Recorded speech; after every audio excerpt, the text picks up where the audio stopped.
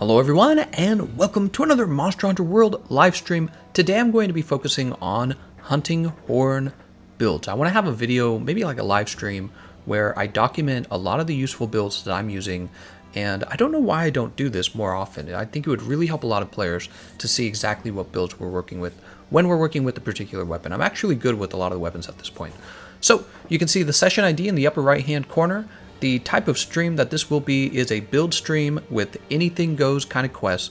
I'll probably post specific quests relating to the types of builds that I'm working on. I thought I could probably start with the low rank, high rank builds, move on to post campaign builds, and then post Behemoth builds, and then counter builds. And then finally maybe like really deep end game builds where you will have everything unlocked. But yeah, I don't know. Maybe I'll skip the low rank, high rank builds. I feel like they're not too hard to put together. Let's run up to the smithy. How's it going, everyone? I know I started the stream a minute late. Tisk tisk. Jason Dragoon says, good evening, Mr. Economist. Kelvin Smith! Oh my god, man. Kelvin donates right away to the Catgirl Research Fund. Holy stinking moly, man. I think Kelvin's this month. Oops. Kelvin is probably the top donator this month. I can't type. Kelvin was just waiting for this opportunity. I know you were. Dude, this is some heavy pizza money right there. Let's jump up to the workshop. How's it going, Sinbad? Fayed, he says, hello, Gameconomist. So let's see. We're doing hunting horn builds. And hunting horn is a worthwhile weapon to get into right now. Because if you can master it before the launch of Iceborne, or get familiar with it, if you can do that early, what that means is that when Iceborne actually comes out, you'll get all the benefits of the fact that the hunting horn's getting improved a lot. They talked about it in the developer diary. I had a live stream where I reviewed the developer diary. Feel free to watch that. They talk about the hunting horn and is getting improved. It's one of the least popular weapons right now, so I figured, why don't we give it some love? People are probably curious about the hunting horn. Here it is. Alright, so I could do a quick low rank, high rank build for the story mode, right? I don't think that would take too much. What you should build during the story mode, in my opinion, is the heavy bone horn. It's because it comes with attack up large, it works with elementalists, and you can just focus on this one horn, and it actually stays relevant throughout the entire, for the base game all the way to the end. You fight Arch-Tempered Xenojiiva, and you can remove the effects of the hot floor with the elemental environment negate. There we go. You've got an environment negate buff. That's really good for it. Now, let's take off this nice armor here. You won't have this in the early game. So early game armor, in my opinion, having just played the early game, you're really not going to do a lot of damage, and probably the only thing that really matters is picking up health boost in the early game. Actually, that's going to be a pattern that you see more and more of. So let's see. Let's see what we have here. I don't actually know what we have. Tell you what, why don't we just craft it? That'll make it easier. This won't take too long. Let's see, we can sort this by skills. Let's go by health boost. Okay, so here are the health boost giving pieces of armor from the low rank armor sets. You've got bone armor, and you've got the Raytheon armor, right? The bone armor, you can get this very, very early. It's very cheap. Or you can get the Raytheon helmet. You can see I've already got it unlocked. Also, it looks like the ingot gives a level of health boost. So let's go ahead and put those on. Change equipment. Looks like I've already got them. It's not Raytheon helmet A, is it? No, it's not. That's from high rank. Where's the normal rank? Let's go by rarity. Chainmail. Here it is. Alright, so that's the low rank one. We'll go by rarity here too. Affinity sliding is useful for the hammer, but not so much for the hunting horn. You don't really slide too much. So we have health boost. Why do we have health boost 3? Do I have it in a decoration? Oops. Probably have it in the horn itself. There it is. Vitality Jewel comes off. Alright, and then for the hunting horn, it's nice to have a skill called Sonorous. I'm trying to remember which piece of armor gives Sonorous. It's like one of the bone armor sets.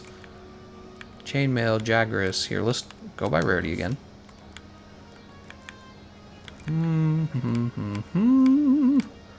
Horn armor.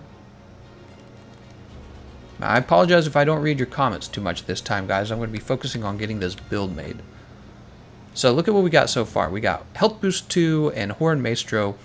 Probably we could talk about adding a little bit of damage to your build. So you might just build something like chainmail or leather for a while, but you'll eventually want... Let's see, we get earplugs. Oh, there's Fortify. Oh, but that's Death Stench. You're probably not going to unlock Death Stench. There we go. Weakness. Oh, I've already got it. All right. Let's go put that on as well. Guess the person who played this account before me knew what they were doing, huh? Rarity. Rathalos. Alright, so we got Weakness Exploit, and then we got one more slot for the legs. Let's see what they have for the legs, actually. Guessing it might be decent. Scenthound, Paralysis, Focus, Honey Hunter, Capacity Boost. Looks like they don't have anything for the legs. Let's see. Forge Equipment, Armor. Wait, what am I doing? We want low rank. There we go. So, actually, Honey Hunter is not a bad choice because one of the things you would want to do when you're starting the game out is really gather a lot of honey so you can start crafting mega potions. So actually, this is a good choice right here. Vespoid legs. What else do we got? Speed Crawler, Crit Eye. Crit Eye is just okay. That's Handicraft. Handicraft's not really going to make a big difference. Scholar might be okay. Divine Blessing's not bad. Oh, that's Galasuit, though. Okay, actually, Honey Hunter looks like it's going to be one of your best options. Honestly, just because, again, Mega Potions are going to be so useful in the early game. Oop, come on. I did sort this, did I not? Here it is, Honey Hunter. Alright, so there's your very early... This is like the first build you'll probably put together, and it's for playing low rank.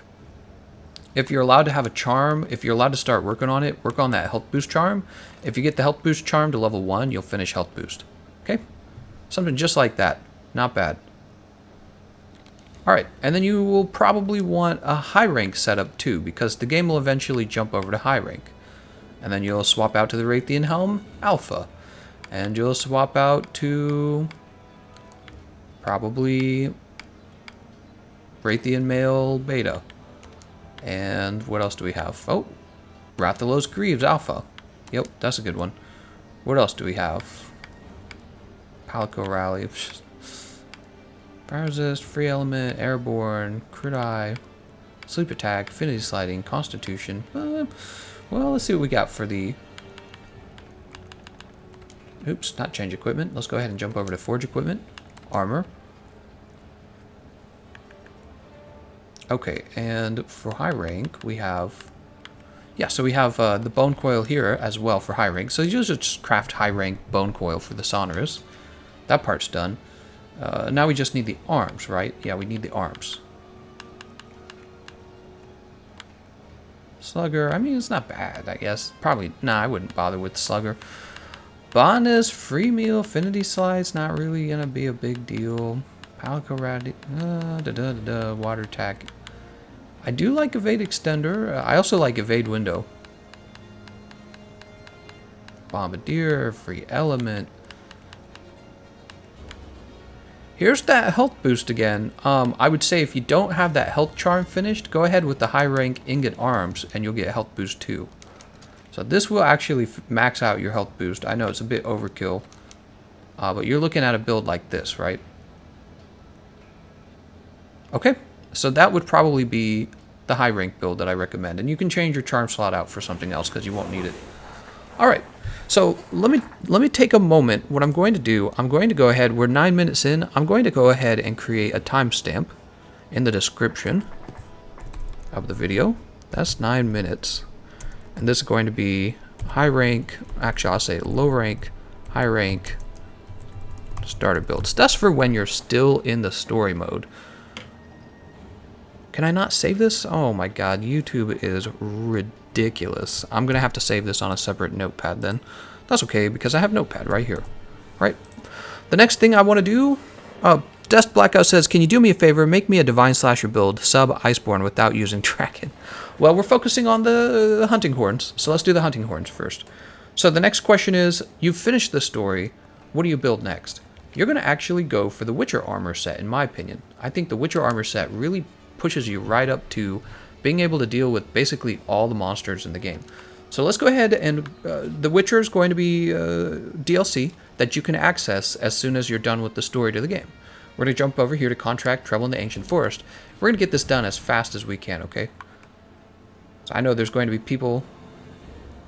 Sophia going learning a lot about hunting horn at the moment.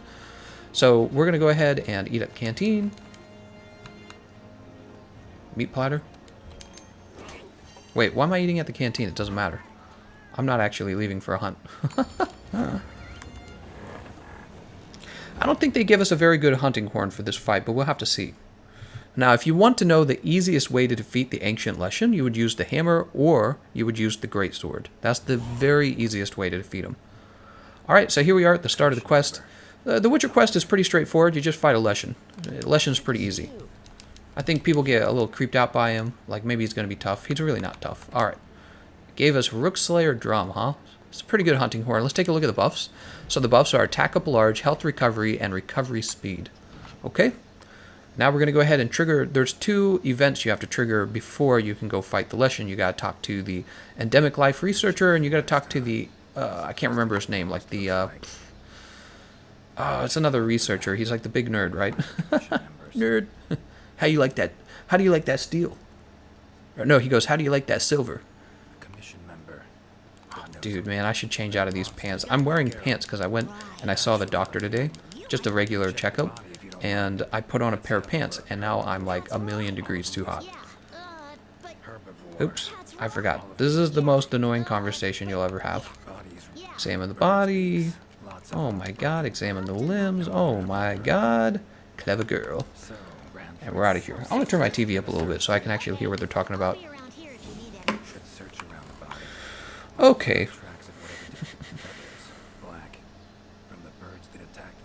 Now, if you don't want the Leshen fight spoiled for you, if you're actually new watching this video, what you can do is you can check for the timestamps. I'm going to have the timestamps in the description and in the comment section, and you can just jump forward to the Witcher build if you want. That way it's not spoiled for you. Otherwise, you can just keep watching. I'll get through this real fast. What? There's a bunch of birds.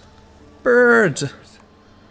Halo Guy says, RIP the PlayStation 4 Double Joe stream. I ended up doing something else, Halo Guy, because of what people were requesting. Nobody was really requesting Double Devil Joe. We could probably do it later, though. Don't worry, the festivals aren't over. Sometime later, I bet.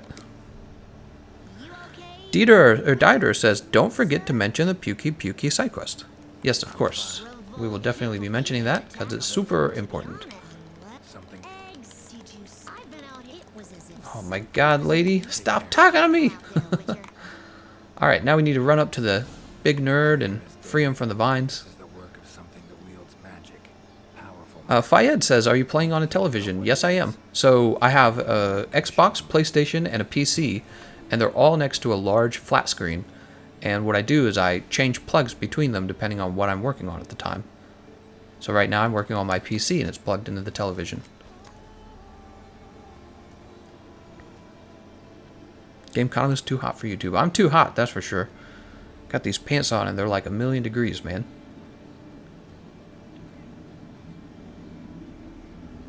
Alright. Come on. Wait. Go this way. Go the right way, huh? Whee! Commission member. Should be one in this area. Do you actually have to look at this, or can you run past this and just run directly into the... Oh, I'd never even tried that. I wonder if you even have to actually click on these investigation things. The notes ran margin to margin. Must belong to one of the commission members. Alright, Batman. How's it going, Joshua O? He says, I got hyped by the stream notifications. Oh, I'm glad to hear that. Akio says, how did you get this horn into this mission? No, there's no mods. The way it works is there's a guy you talk to at the beginning of the mission. He's got a little exclamation point above his head, and he's by all the tents, by all the camps. And if you talk to him, he lets you change weapons so that you're not forced to use the sword and shield. And if you ask for the hunting horn, it actually gives you this basil horn. It's kind of nice. I think it's because the developers knew that you kind of needed a good horn for this fight. Or else it was going to feel weaker than the other weapons. Because, I mean, you're playing solo, right? Michael says, retired Monster Hunter vet, but I got hooked on your YouTube. Just bought a copy for PC yesterday. Glad to hear that, man. We don't really need that spider web. Medallions humming up a storm. Magic in the air. Alright, investigate the vines. Tree roots, extending all in one direction. Snow Lockhart says, how fast is your internet? There's an internet package with Charter, and it's like the faster internet, and they want me to pay $100 for it, and I talked them down to $70 a month because I said, otherwise I'm going to go with AT&T. So that's my internet. I have no idea.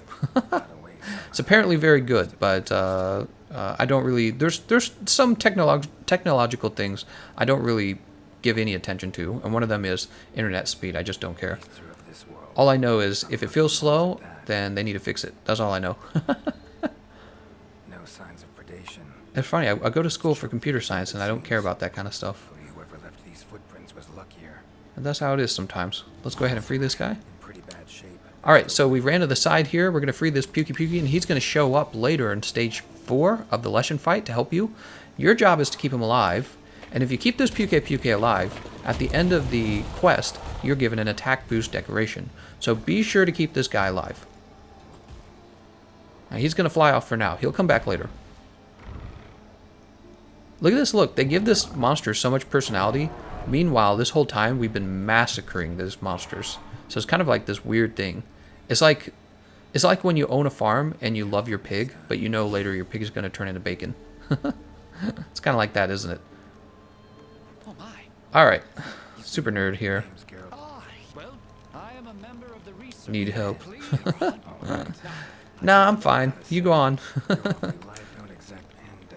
Oh, geez Louise.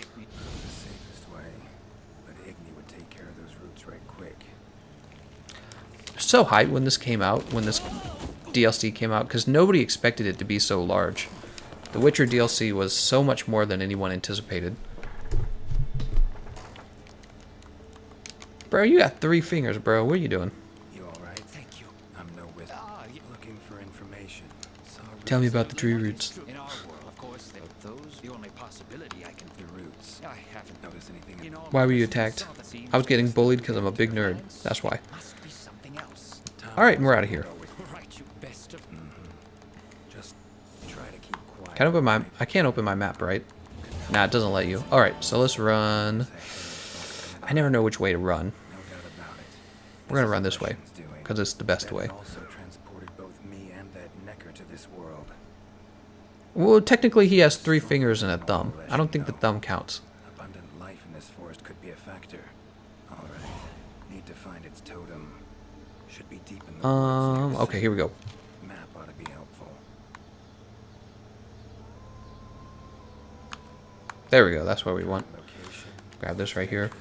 And we go this way. Use this to figure out my way around. Blue mushrooms, god bugs, and something. I can't remember what it is.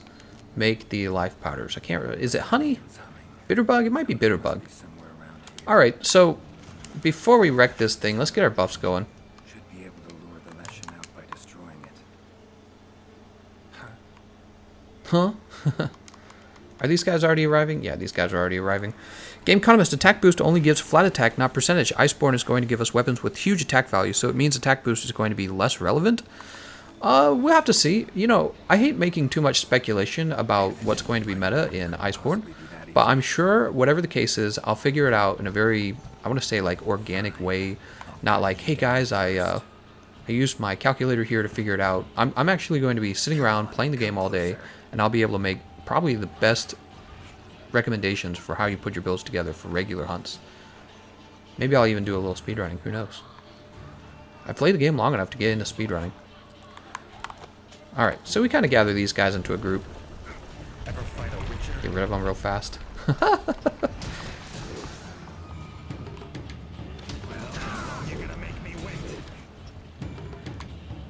That's your self-improvement buff.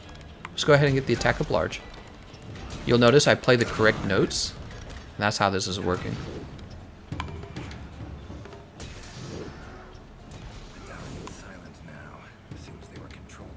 Alright, let's go ahead and sharpen.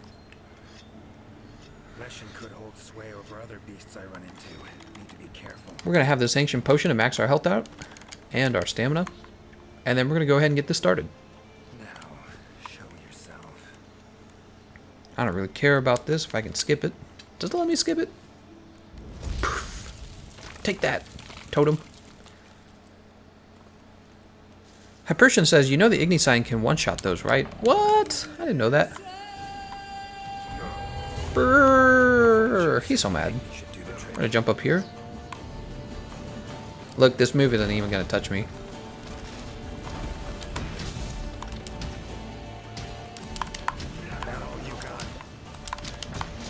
Alright, mount number 1. 3, 4, 5, 6, 7, 8. He trying to knock me off. 9, 10, 11, 12, 13, 14. Alright, we're going to overhead smash him. We're not going to delay it at all because, you know, we don't have, like, teammates that are waiting for us. You shouldn't have done that. He was just a boy.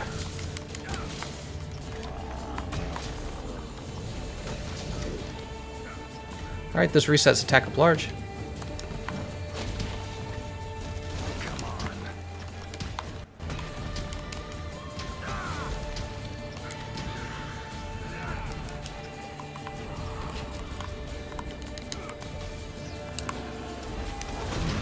Ouch. I guess he hit me with that.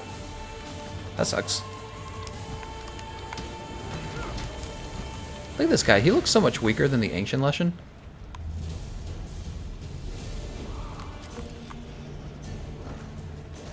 Oh, God.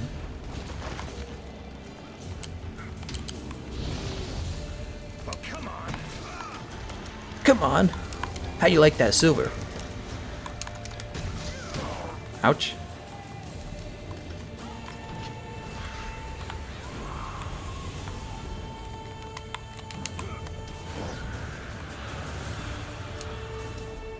Dude. Alright, mount number 2. Let you get away that easy. Brrr. How you like that silver? Brrr. What are you so mad about?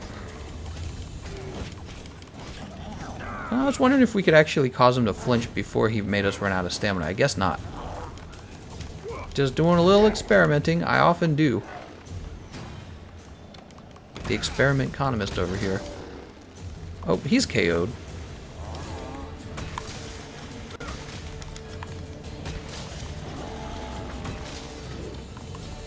Alright, reset the self-improvement buff. Brrr. Why are you so mad at me? He's always so mad, you know? Alright, do a little damage there. Let's go ahead and get the sharpen going.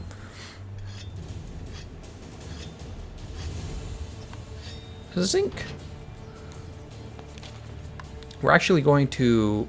Okay, so he's up here, and we're actually going to jump to this camp. And what we're going to do is we're going to grab some essential items for when YQaJPTCREMPH shows up to the fight. So there's the guy. You can talk with him to change your weapon. So here we are. Life powders, poison knife. Definitely paralysis knife will help.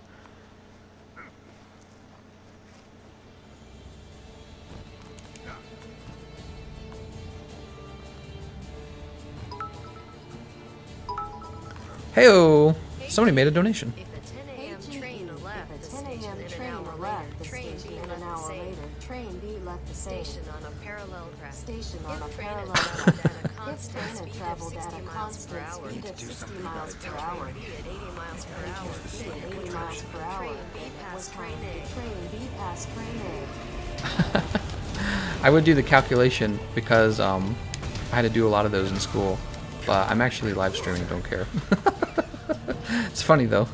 Ah, man, those are the worst. They actually get much they continue to do word problems in like Calc 1, 2, right? So when you take calculus, expect more of that stuff. Because there's more stuff just like that, except you'll be calculating things well, I won't go into detail. Like I said, I'm streaming. Wow, that moves so easy when it only has one line of roots. Ah, I rolled too early. I already know.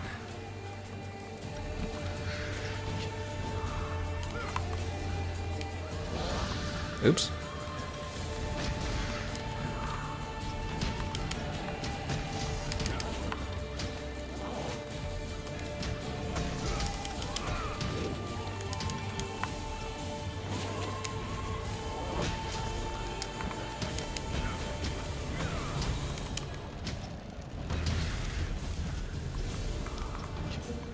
Come on down.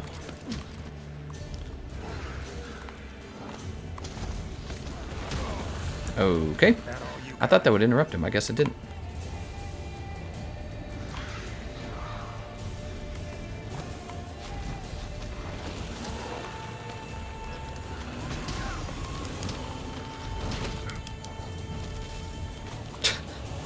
Wow, that was so pitiful. The vines. Kelvin Smith says, "Are you not entertained?" Oh man, thank you so much, Kelvin Smith. Jesus, dude.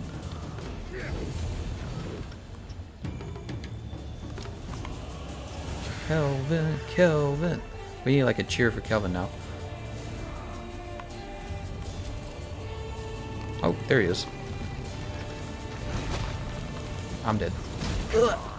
I'm not dead, obviously, but I'm gonna get hit by that. Dude, Hunting Horn just does not feel good against him in this fight. Like I said, for those of you watching this who have never fought him before, you want to be a Hunting Horn main, feel free to use the hammer on him or the greatsword, because both of those weapons actually have a much easier time, just because they're going to do way more damage, in my opinion. Way more might be a bit of an exaggeration, but they do more. I said do. Oh, come on.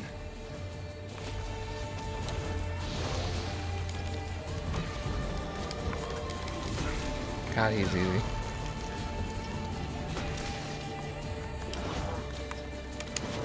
I can't believe he reached me.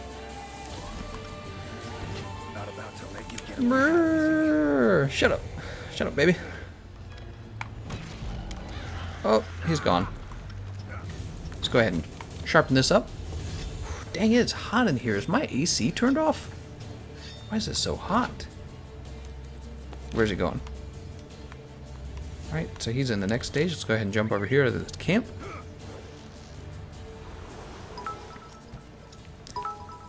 Ursa Day.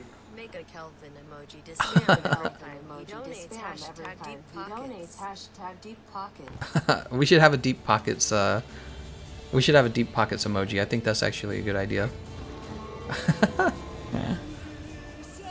monsters. Its power to summon seems centered in certain body parts. All right, this is the round with the Jaggers. Get out of here. How you like that? You guys don't scare me. I got flinch free.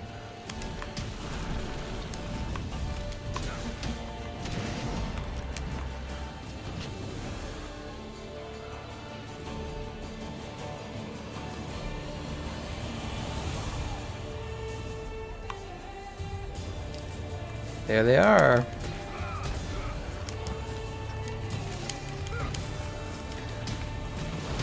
Ouch.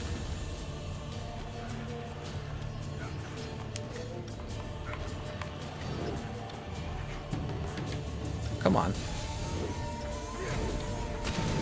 Come on, come closer.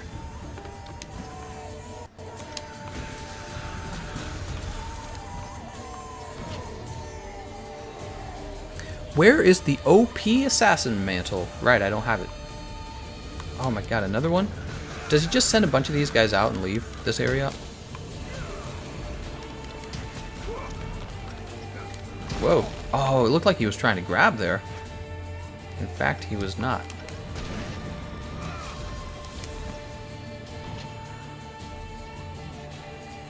Come on.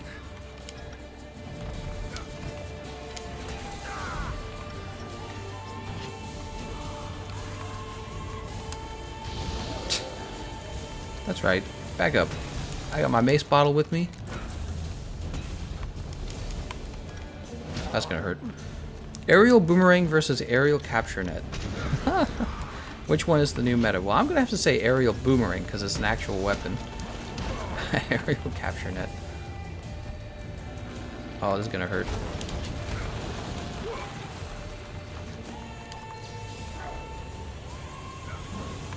That all you got? That all you got? Son of a bitch. Alright, he's off to the next area. Yeah, he sends out those Jaggies, and you gotta wipe those Jaggies out before he moves on, it seems like.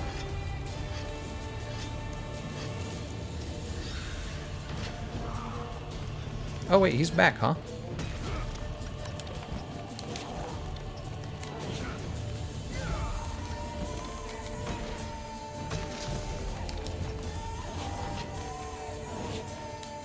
Boop. He didn't like that. Come on.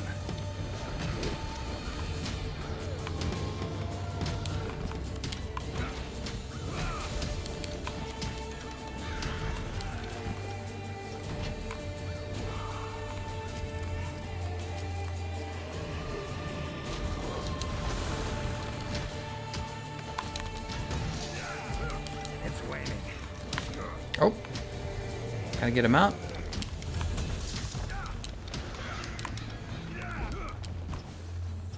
Man, you lose a blue sharpness almost immediately. The wall in the 4th stage sucks. What?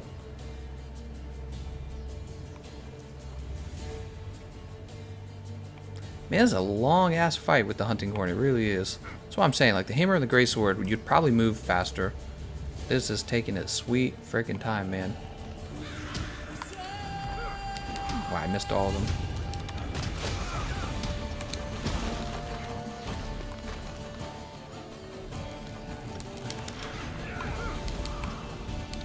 Come on. Just get hit by the same move twice. KO'd. Damn. Way too early on that roll.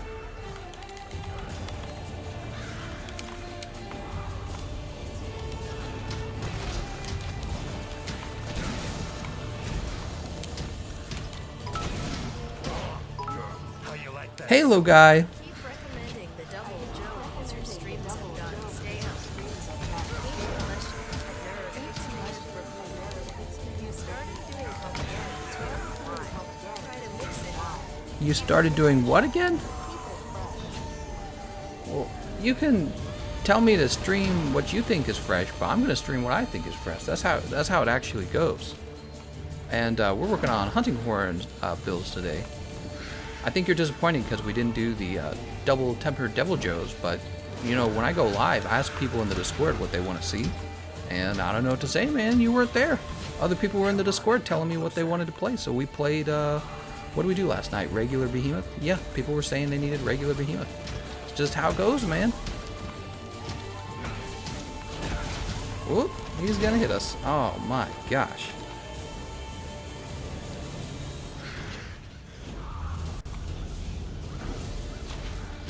This fight takes forever.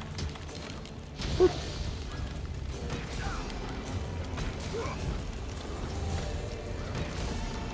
Undead Human Cannonball says, is that a weapon you can get in the quest, or is it a weapon you use normally?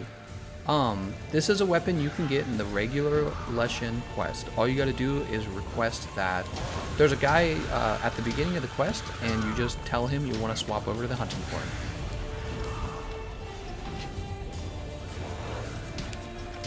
Oh, no! Oh, he got me.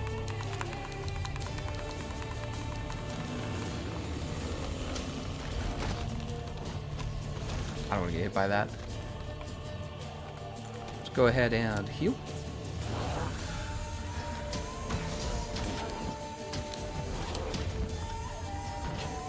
Smack you in the head.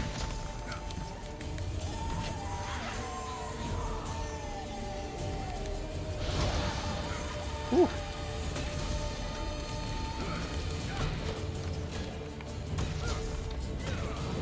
It's not like there's any more. Balmain says it's not like there's any more content.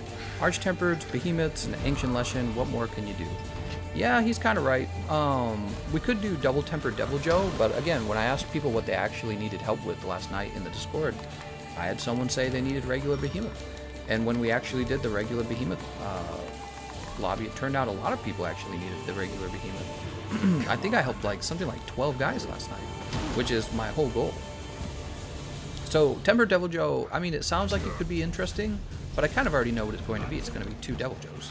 So if you want to make an argument like, oh, the content's stale, well, I can't help that there hasn't been new content since, like, Arch-Tempered Nergigante, and he's not even technically new. He was just another Arch-Tempered fight. so I can't really help that. What we can do is try to help as many players who are getting ready for Iceborne. We can help those guys be ready for the Iceborne when it launches. And that's mostly what I've been doing. But yeah, I get you when you say that the content's getting stale. I kind of agree. I mean, think of it from my perspective. I play this game like 6 hours a day.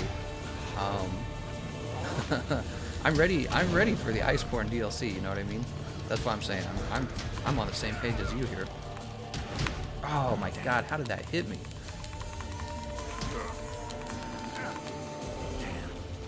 I'm dead. I'm dead. Oh, I am dead. God dang it. It's because I was so thirsty for that aerial attack. Alright, we have another easy max potion. We're fine. That's what you get for being thirsty. You get smacked. He gonna give you the smack.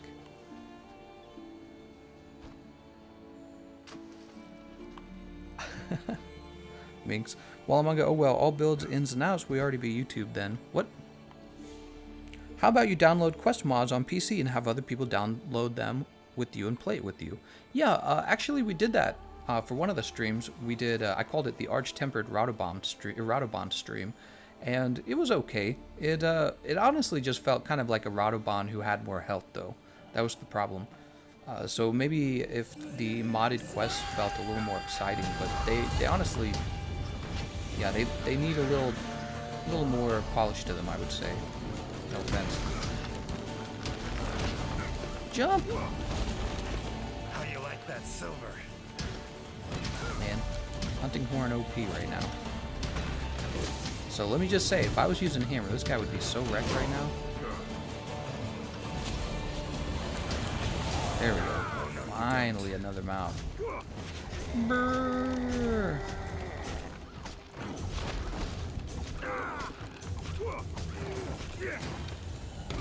1, 2, 3, 4. We got the bad sharpness, unfortunately.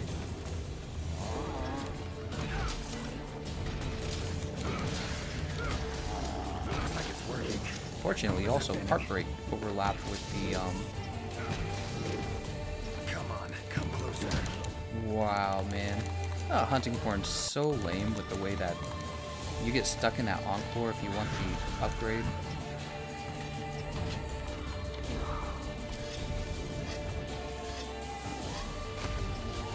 Alright, I had to go for it because we need that sharpness. We're so behind on sharpness.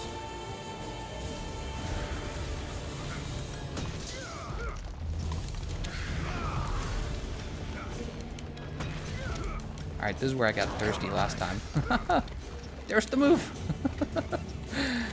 He tried to get me with it again.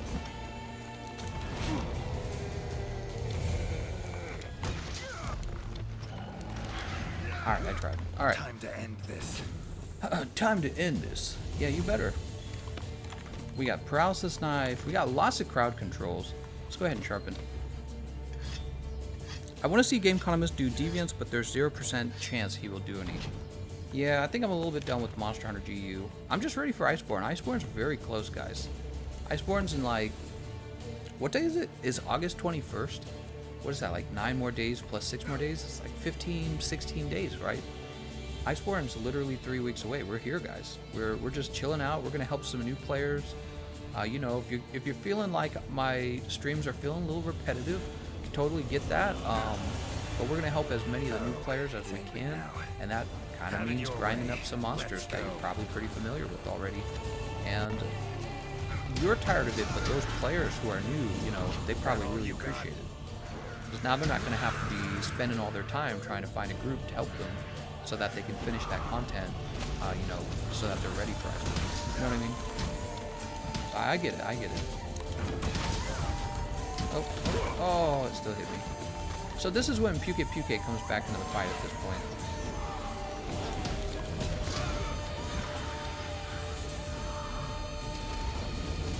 Monster I saved. There he is. Come to return the favor, huh? Think I like this beast. I'm gonna get rid of these guys. Where are they gonna come from?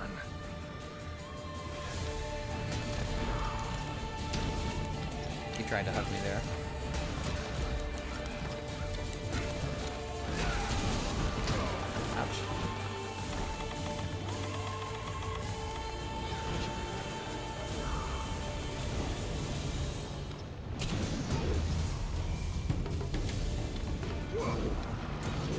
Alright, we got our self-improvement. Oh, we did not finish the self-improvement buff.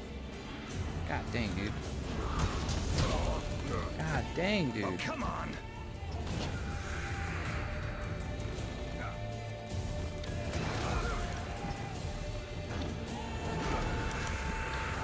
Dodged the birds at least. Ouch.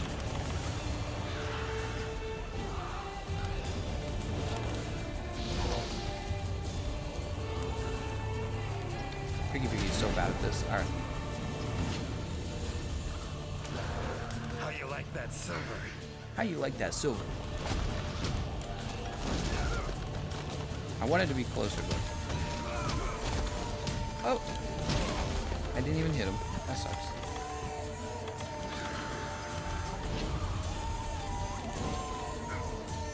Get him, Pukey! My god, Pukey's doing terrible. Oh, there you go. Pukey has finally targeted him. Heart's broken. We got this, guys. Kick his ass. Come on, come closer.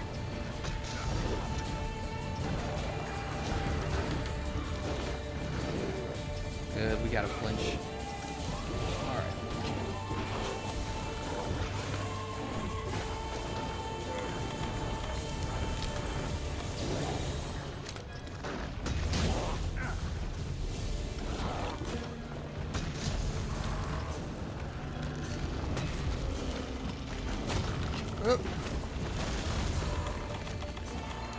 Life powder for Pukey. Come on.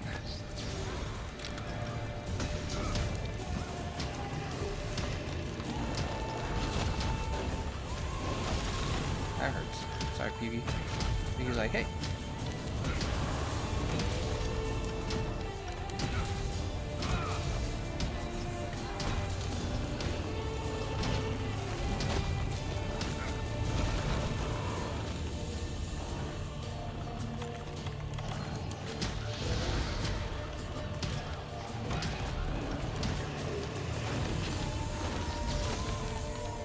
That's nice. I have a wasted flash there. That all you got? Alright. Let's go ahead and give him the life powder now. So this life powder goes to both UK9. To help us stay alive.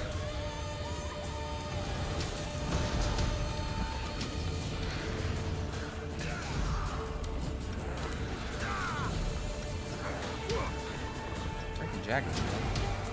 They're so tough. We're gonna go ahead and get these life powders out. So life powders. See, we're healing Puke at the same time. I can't talk. Knock this guy out. Woo! What do we got here? Piercing pods? We don't have piercing pods. Ouch. Now we're going to paralyze this guy before he gives us any more trouble. 1, 2, 3, 4. Oh, you got to get all 5? Wow, that's pretty stingy. They're like, no, you gotta hit all 5.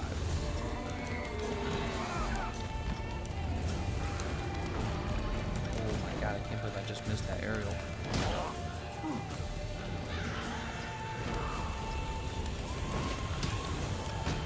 Alright, just mounted. This is good too. He's so mad. Get him, Puke. Oh man, we're gonna we don't have a lot of stamina, we gotta be careful.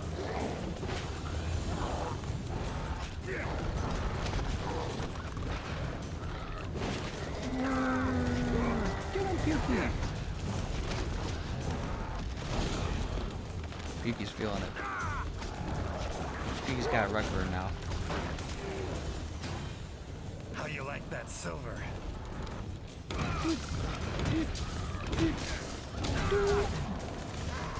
Just duded on him. Heart's broken once again. This is gonna be the end of the fight. Like,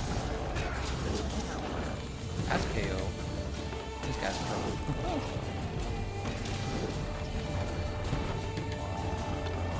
I wonder if the attack up large buff affects Pukey as well. It doesn't feel like it probably does. I don't know.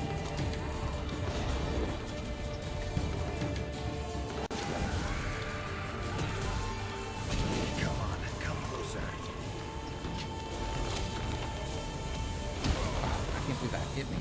Jesus, dude. We're just not getting enough damage out of it. I swear to God, man. Hunting horns. It's a good thing they're getting buffed. These are not feeling as strong as the other weapons.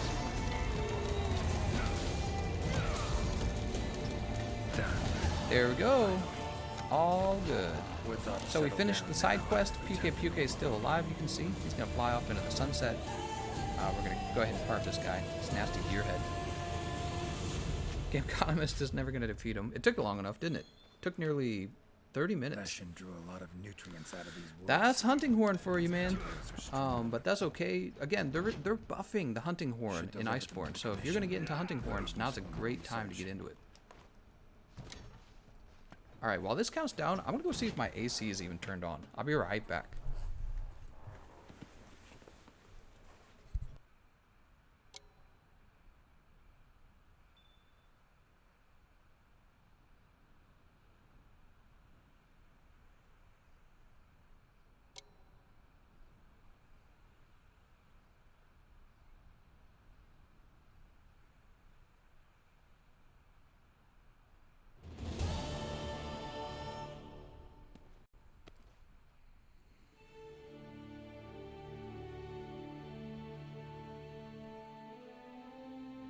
You have our deepest thanks. We couldn't have solved that problem on our own. Alright, I'm back. Yeah, my AC was actually turned off. How do you like that? Now you can hear it. What the heck? Alright, let's go ahead and gather these rewards.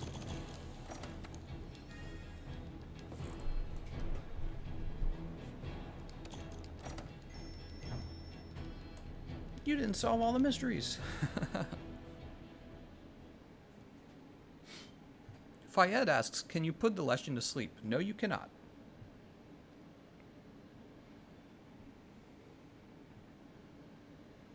Abraham says, why are you killing him? I thought you had everything on Xbox. I'm doing this to show players how to defeat the regular Leshen.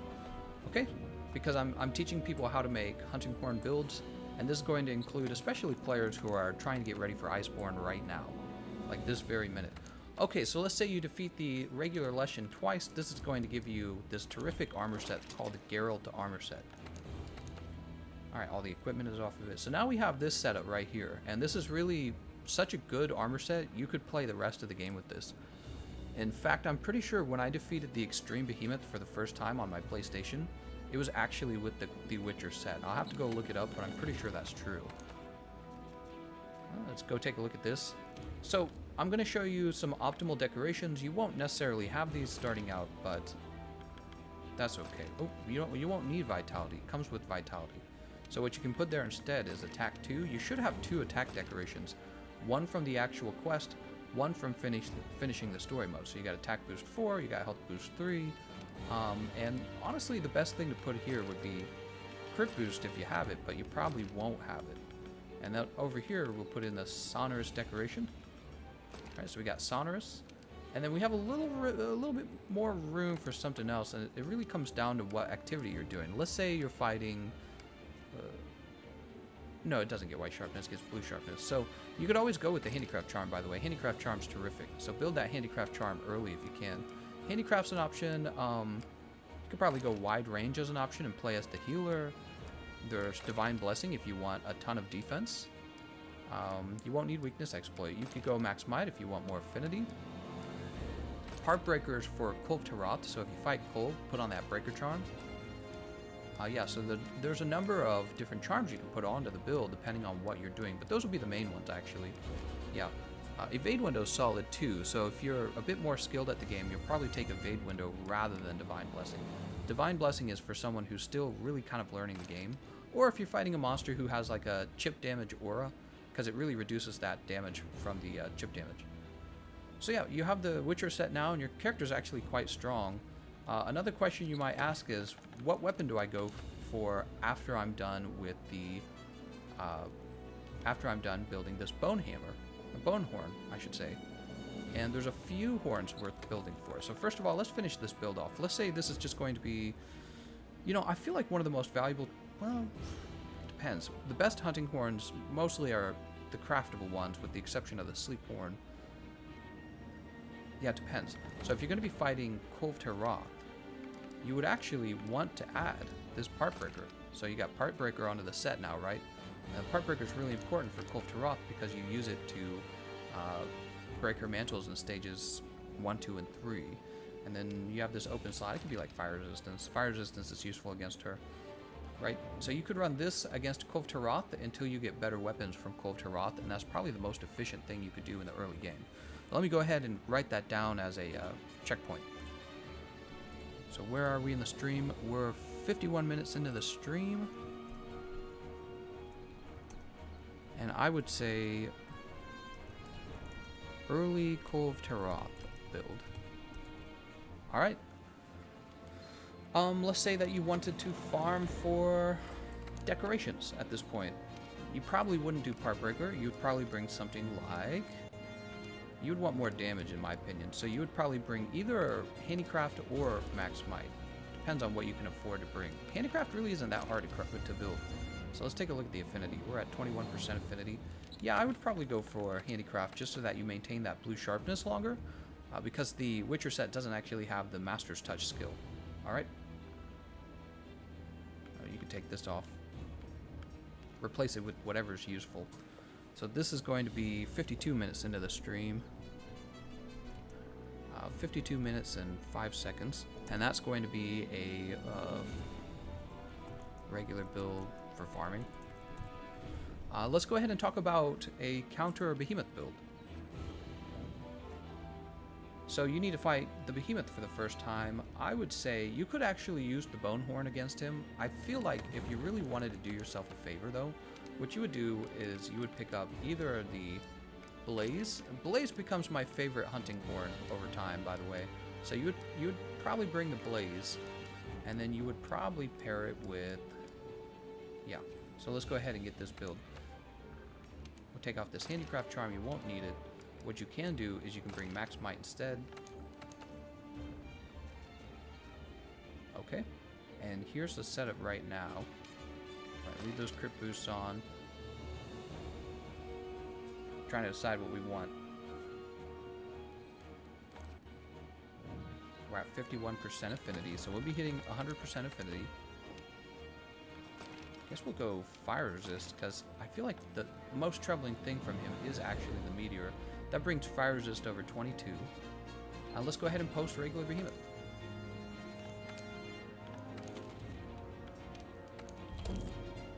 Alright, we're going to go ahead and get a regular Behemoth run done. And, yeah, I think actually we'll mark this part of the video for the regular Behemoth as well. So this would be known as a regular Behemoth counter build. We're at 53 minutes and 40 seconds. Regular Behemoth counter build. You don't strictly have to use the Blaze Horn, but you might use Deep Vero instead, or the Bone Horn, but this is probably the one you'll want to use because it's so valuable just because it's able to bring guts onto your lives, which is so useful in my opinion. Jump up to the canteen here.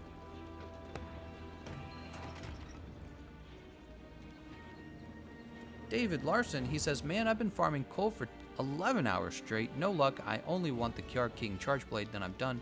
Hopefully I can slay her in Iceborne. I'll be very satisfied. Dang, man. That's a long time to be farming. Let's go ahead and use a voucher. And we will eat for... guess an elemental... Oh, no, we were supposed to eat for attack up large. My bad. I hit the wrong one. Yeah, we already have 20 fire resist. That's okay.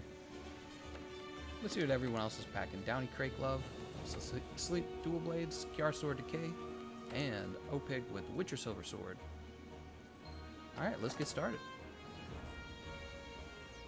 So this is Behemoth counter build.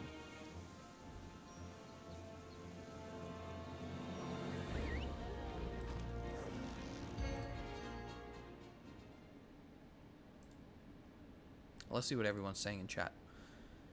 Rosa says hi. How's it going, Rosa? Sorry I haven't been paying quite as much attention to you guys in chat. It's because I'm focusing on these builds so much. We're mostly done with the low rank stuff. We'll get this Behemoth defeated, and then we'll move on to the Arch Tempers. So the stream's really getting more fun at this point. because most of you guys have seen this stuff. A lot of this is for players who, you know, this is new to them, but for a lot of you, this is not new. This is old stuff.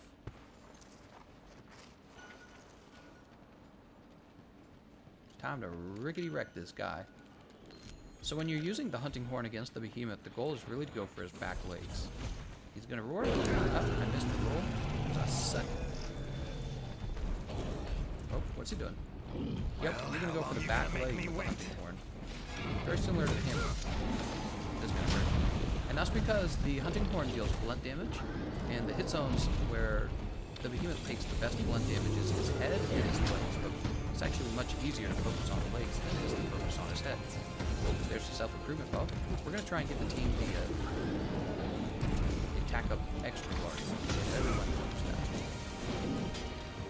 I don't know where that's gonna go. Alright, here we go.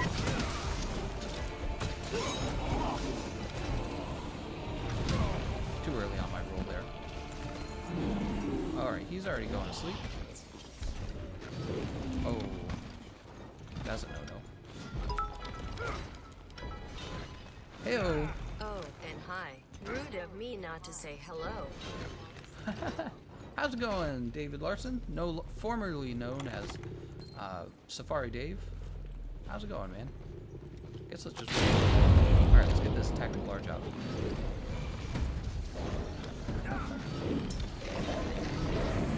How does it feel to be back home? Is it nice?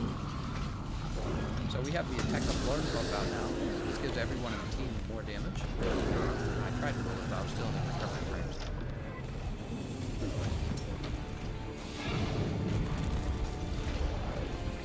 That's a good spot to drop a boulder on him. Get the second boulder. Alright, both boulders are down. Is he going to run off? He is going to run off. Alright, very good. I'm guessing that those are the dragon pods back there. Put those flash pods on. When you're fighting the regular behemoth, he never becomes immune to the flash pods, so you can actually spam them on him to stop him from using the ribs. Once again, we go right for the legs. This is where he takes the most damage. Gosh dang it, man. So with the Blazehorn has this attack up extra large, which is really a skill that we're always interested in on the horns. But then it also has this really nice skill called All Melody Effects Extended. Oh no. I didn't get to use it anyway, so that's okay, you don't actually. All Melody Effects Extended, basically what it does is it resets the time of all of these buffs. So you don't have to worry about getting your... Oh, he actually got me. I'm playing my crap here. Okay, he's gonna land a comment on me. Oh, got him. I'm fainted! Well, that was the worst combination ever. What did he do? He body slammed me, and then I landed... No, I actually remember now. He like tremored me or something, right? And then the comet fell on me, and then... After the comet fell on me... No, I remember now. He body slammed me, cometed me, and then I fell in the Charybdis. There we go. Jeez Louise, man. I'm playing like a total scrub over here. Let's go ahead and get these rations out. Alright, there we go. Let's go ahead and get these buffs started ahead of time. Yeah, I know, I'm playing bad. He turned up the game volume for the Witcher quest. Time to turn it back down. Now the mic is really low. Interesting. I'm wondering if I'm having trouble with the... I'll turn the mic up, okay? I'm wondering if there's something wrong with the microphone or with OBS, which had an update recently. I'm worried that there is something wrong because it seems to be game volume too loud. Yeah, that's what happened yesterday. Like, there was a stream where people were saying the microphone wasn't loud enough. Yeah, I suspect something's not right. New member Cole! Thank you for joining, Cole. Yeah, we're just waiting for him. There we go. Alright, he's woken. Cole has become a member. Thank you, Cole.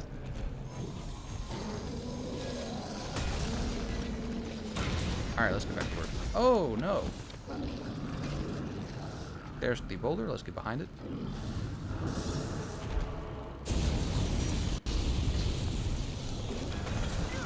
Can't believe I died there. That was so bad. Cole says, I finally got payment working. Sweet. Thank you so much for supporting the channel. I think that means we need 10 more members before I unlock 14 new emojis.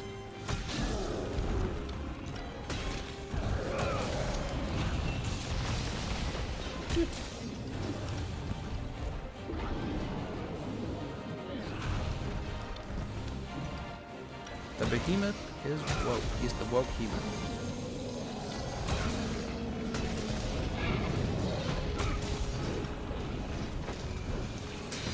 Oh, hold on, I'm gonna mute my mic. Whoa! Saul Cruz. Sorry, late. Adult sucks. Here, buy some more Pokemon cards on me. Soul, thank you so much, man.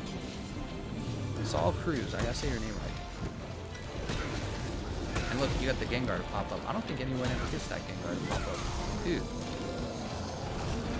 Open some Pokemon packs on me.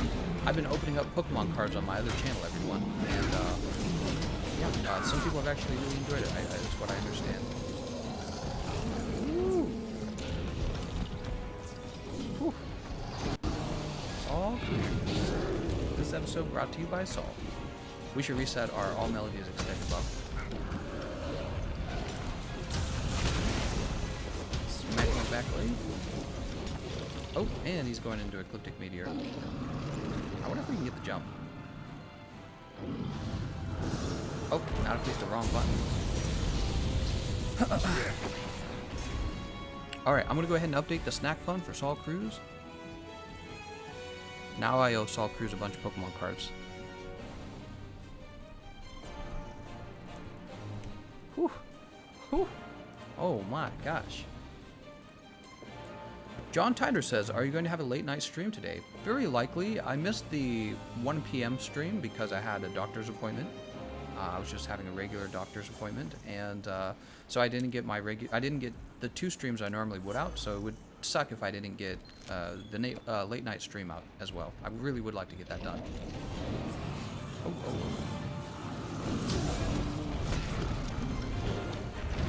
Oh, I tried to roll it. I'm just playing like crap right now. I don't know why. Some days I play really well, and I don't have even one card. This is not one of those streams. This is one of these streams where I card to the regular Behemoth like I'm a complete winner. And it takes me 30 minutes to defeat the regular Behemoth. I'm sorry, the regular Leshen. Could it be related to the Hunting Horn? Hunting Horn OP?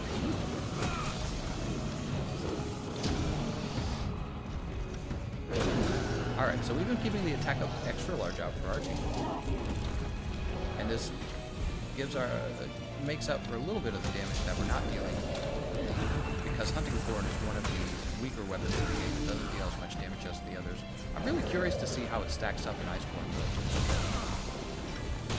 Godric says, when is the next PlayStation... Oh my god. When is the next PlayStation stream? I'd like to join if possible.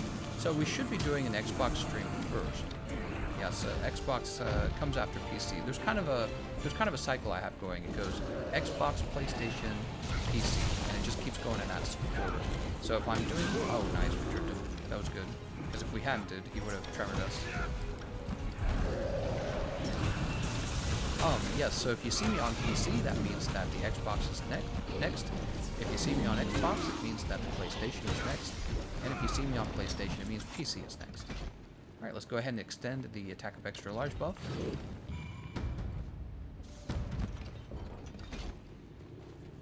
Get him! That's Encore putting him to sleep, by the way. There we go, there's a problem. Did we KO him? No, he just got taken down again. That's cool.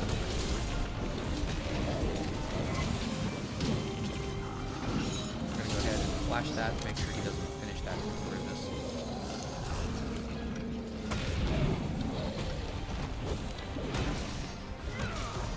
Alright, we just fell out of blue sharpness.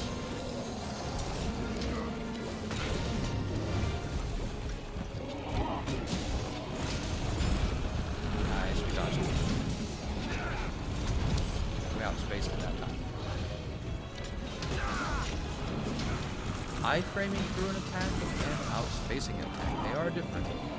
Dre Dove Fleece, he says, I will finally beat Devil Joe tonight with the help of your amazing Discord. Thank you so much, Dre Dove Fleece. Yes, my goal for the Discord is at nearly 20,000 people, by the way, guys. My goal is for it to become one of the most active Monster Hunter LFG Discords there is, and I will be helping with that directly by actually doing it myself. I'll be out here LFGing, helping players who need help, and I will probably be doing that for Iceborne as well. So if you're looking for help with Iceborne, keep an eye on my streams. I stream so often, your chances of getting in are fairly good. I mean, there's always 15 slots and, you know, 2 to 3 streams per day. People come and go out of the sessions. So, yeah, you have a fair chance of me helping you out if you ever need help. Obviously, when Iceborne comes out, we can expect some new difficult monsters to be in there. Nice, we got the flinch. Some new difficult monsters to be in there. And, you know, when that occurs, I'll be helping those players then as well. Run! You'll never make it! Nice job, everyone. Wait, why did he get the jump and I didn't? He must have been a split moment ahead of me, and that must have been the difference. I wish I could hear the game. Gameconomist is too loud. Are you teasing me, General Disrax? I can't hear the game. Your voice is too loud. Really? Okay, I will turn my voice down a little bit. Are you guys messing with me? Bulldog says, I finally beat Extremith for the first time with randoms, and all of us had to jump the last Ecliptic Meteor. Wow. Very cool, man. Those are awesome stories, by the way. Oh, look at that. I didn't deal the least damage.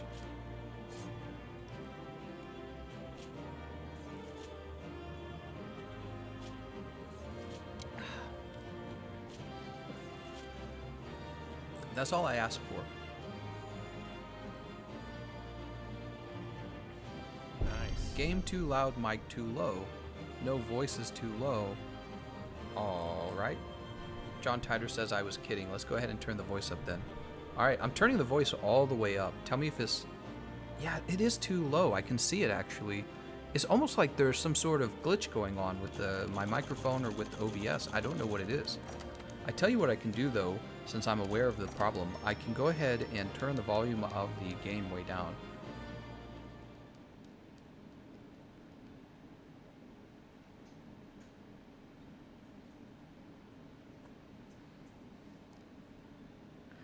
Wait, I'll ask my mods since people are giving conflicting reports.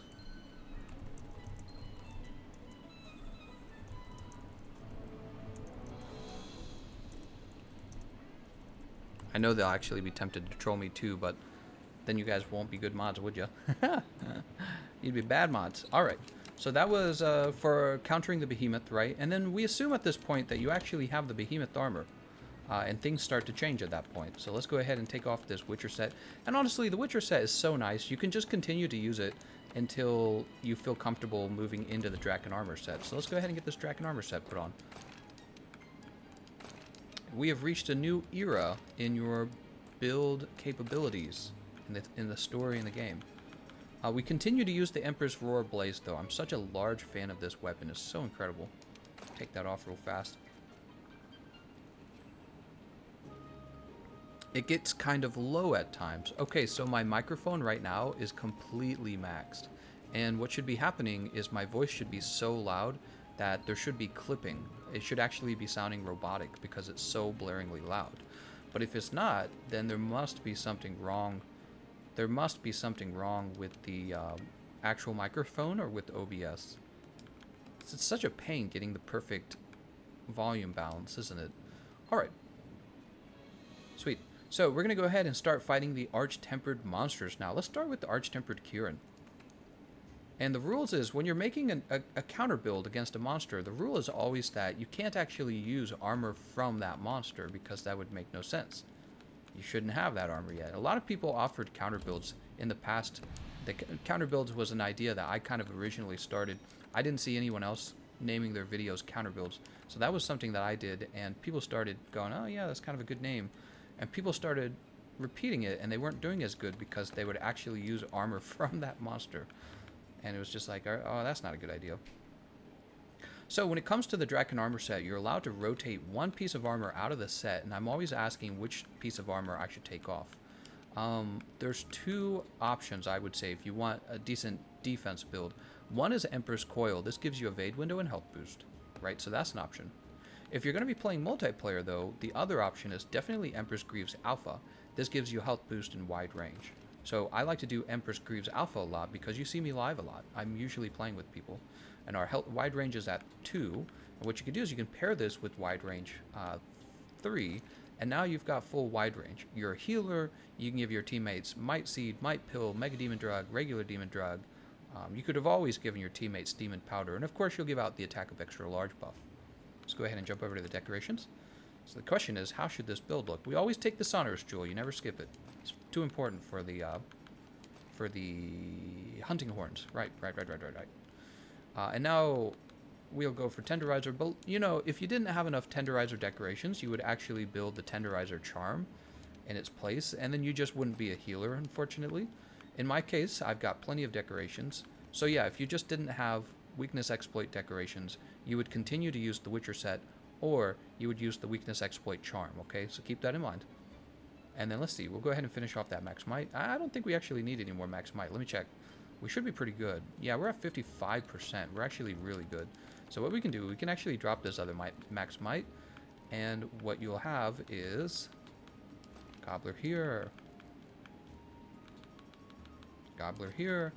and Satiated. So this is actually this is my basic healer build with the Hunting Horn. I think it's really good. I'm gonna go ahead and write this down as a timestamp. That's an hour and 12 minutes in. Hour 12:35. We'll say that. And this would be my Drachen Blaze Horn healer build. All right, we've created that timestamp. So here it is. Yeah. We've got Speed Eating 2, we've got Satiated, we've got Wide Range 5, and we've actually also got most of our damage. If you take a look, we have 45% affinity, Crit Boost 3. Yeah, this is going to be really nice. Really good for supporting your team.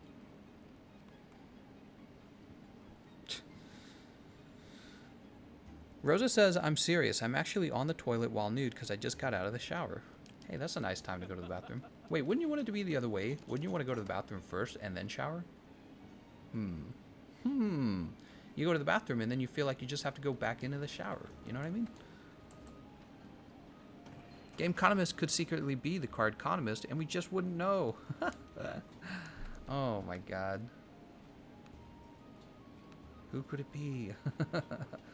Let's take a look at our Thunder Resistance. Thunder Resistance of 13. So what you can do is you can eat for Elemental Resist Large. This always gives you 15 Thunder Resist. There we go. Now your Thunder Resist is 28, and that means you can't be Thunder Blighted by Arch-Tempered Kirin. You guys are too funny.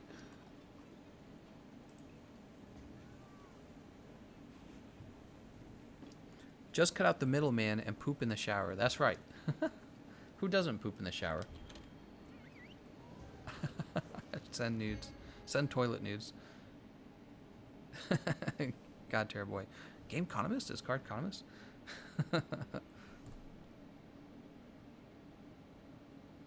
Only 200 people watching. Wow, the hunting horns must not be that popular. Jesus, dude. This is actually a trend I've seen with all of my content. Anytime I work on hunting horn, I can expect to have like fewer views. Just rough, man. That's funny because last night we were doing regular Behemoth and he's not like super popular or anything, but we still had like our usual 500 viewers. We have like half of that for hunting horns? Oh no. Oh no. I hope that changes. I really do. I think it will once hunting horns become more powerful. It's so sad that hunting horns remained the least popular weapon in the game for so long. And it's so obvious why. It just needs more damage. It needs more damage and more interactive buffs, and it needs to get out of its attack sooner. Right? So many things that are really obvious. Brrr! You can't get me.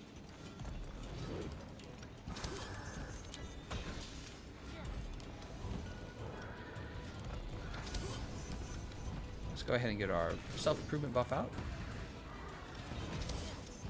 Jesus, man.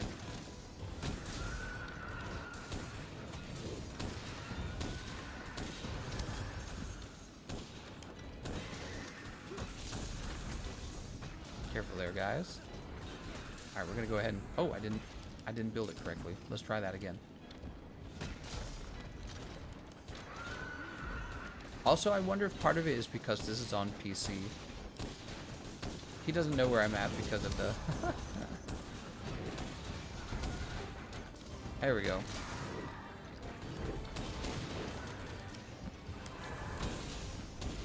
Now we're just going to do damage. Actually, you know, knockbacks negated is nice for this fight. Let's go ahead and get knockbacks negated. Could be lower viewership since school is back in session. Oh, right, yeah, school's back in session as well. But actually, no, 200 is really, really low compared to, like, my usual streams. My usual streams are roughly 500 people, and even with school back in session, we were actually hitting that number. But 218, I think it's because it says Hunting Horn on it, to be honest. Updated Hunting Horn builds. I think people are like, I don't really care about Hunting Horn builds. I think that's what's going on. Alright, we got that out. Let's go ahead and get this song extender. Lots of damage there, by the way. Alright, melody's extended. Let's go ahead and take this off. Man, Blazehorn is so nice. Such a fan of Blazehorn. Oh. Now we have to be careful because now we're gonna get one-shotted by his freaking moves here. Alright, we're good. We got the max potion out. Our health is maxed out now. Come on, Kirin. We need Rajang. Rajang can come in here and wreck this. Oh my god.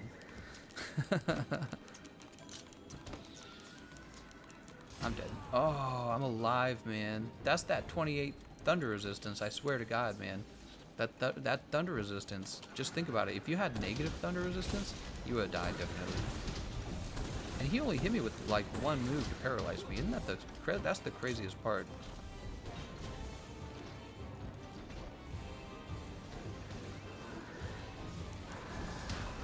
I actually got hit by that? Give me a break.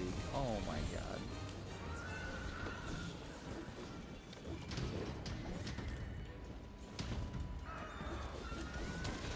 I had to make it. Oh, man. Oh no, I'm dead. Yo.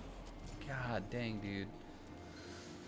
He's nuts, man. You'll notice my teammates, Sophia and Opig, going with the bowguns, and that's because when you're fighting Arch-Tempered Kushala, not Kushala, Arch-Tempered... Oh, whoa! Death Wish. Big fan. Whoa. Love the card openings. Keep up the good work.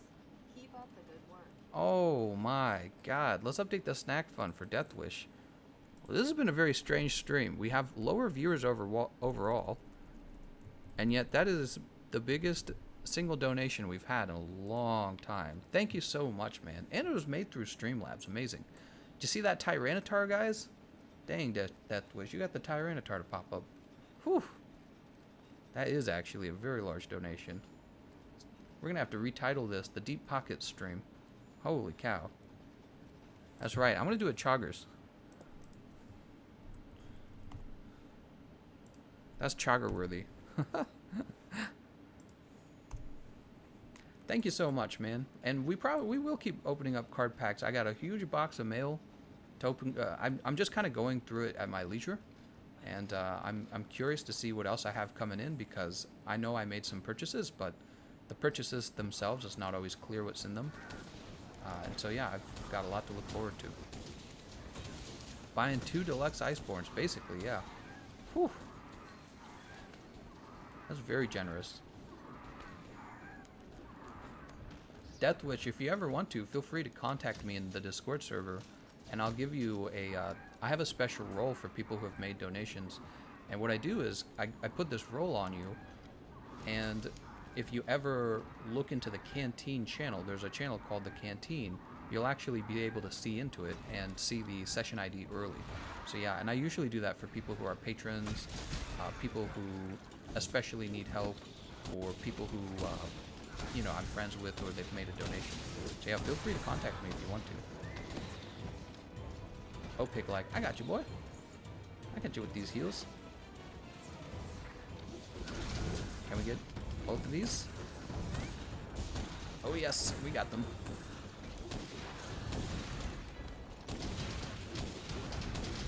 Oh my god, I just rolled into the paralysis. Dude, Kirin's crazy, man.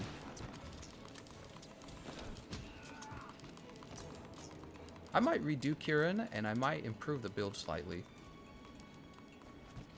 I think I might do anti-paralysis, because you'll notice the paralysis is just such a deadly ailment to have on you while you're fighting this guy. Even if you have good defense, he's able to two-shot with his moves, which is what makes him so dangerous with the paralysis. See you later, Rosa O'Drawing. Hunting horn users donate more. Yeah, maybe it's true. It's the special hunting horn community. If you didn't know this, it's actually one of my most played weapons. It might be my... Ooh, I don't want to get knocked down. Heavy bowguns number 1. And then I think light bowguns number 2. I can't quite remember. And then after that, it should be the hunting horn in number 3. People will probably think that hammer is my most played weapon, but it's not. I've just been playing it a lot recently because it's such a very cheap weapon to build for. Very affordable. Look at that, we got a nice extra 200 damage on him while he was going to sleep. We're not going to be able to do that in the future either. You're going to have to let the monster go to sleep in his nest. See you later, Rosa.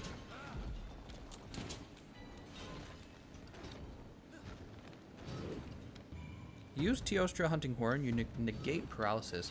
This is true, you do negate paralysis with the Teostra Hunting Horn. The problem is that you also barely do any damage. It's not a very damaging hunting horn. That's the other problem.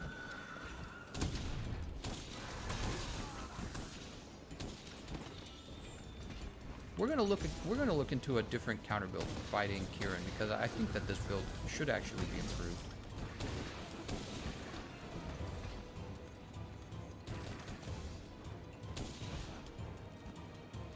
Whoa.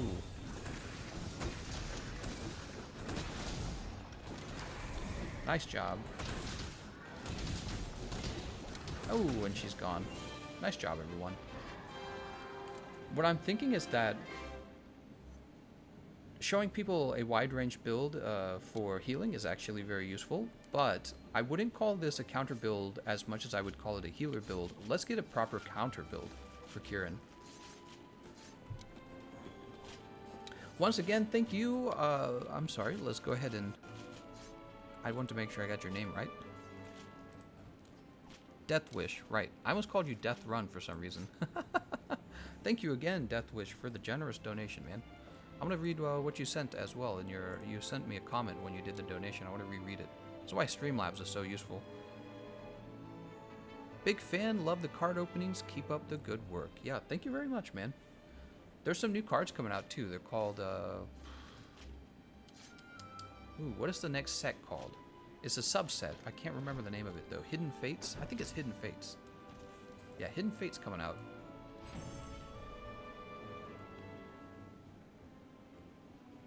Fayed said, Arch-Tempered Kirin has less health than normal Nergigante. Dang, really? That's really low.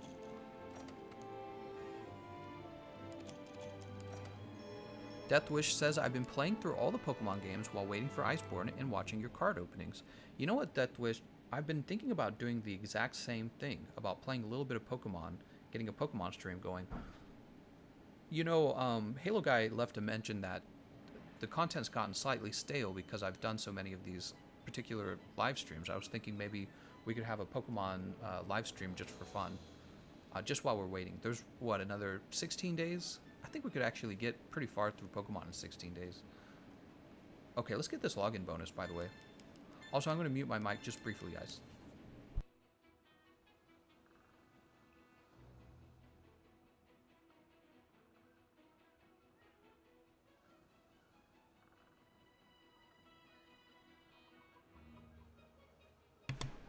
Okay, I'm back. Sophia says, can we do Ancient Leshen? Yes, Sophia, we definitely can. Let me go ahead and alter this build. I think that what I would like to see on this build is a change to the Friendship Charm coming off. And we're also going to take off Satiated and Gobbler. And I think, you know, for multiplayer, that's nice. Health boost and wide range. But I think we're going to put on the Drachen Greaves, and we're going to go with the Empress Coil in this case, so that we get the evade window, and then over here, I think we're actually going to build... I gotta decide what we're going to build, actually.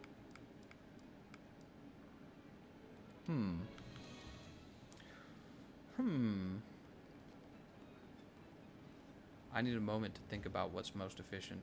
It just depends on the defensive skills that you want to bring with you. Actually, one of the defensive skills that I definitely want to bring is the paralysis. God Terror Boy says, let the chat choose your armor. That would be chaotic. That would be chaotic. Here we go. Upgrade equipment.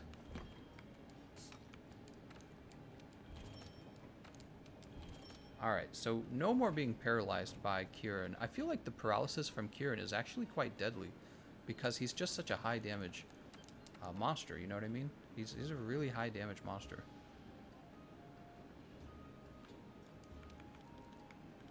We're going to go ahead and put attack boost 4 in. That gives us 5% affinity, so it's... I suppose it could have been a weakness exploit. What do we have so far? 40%. Thunder is at 13.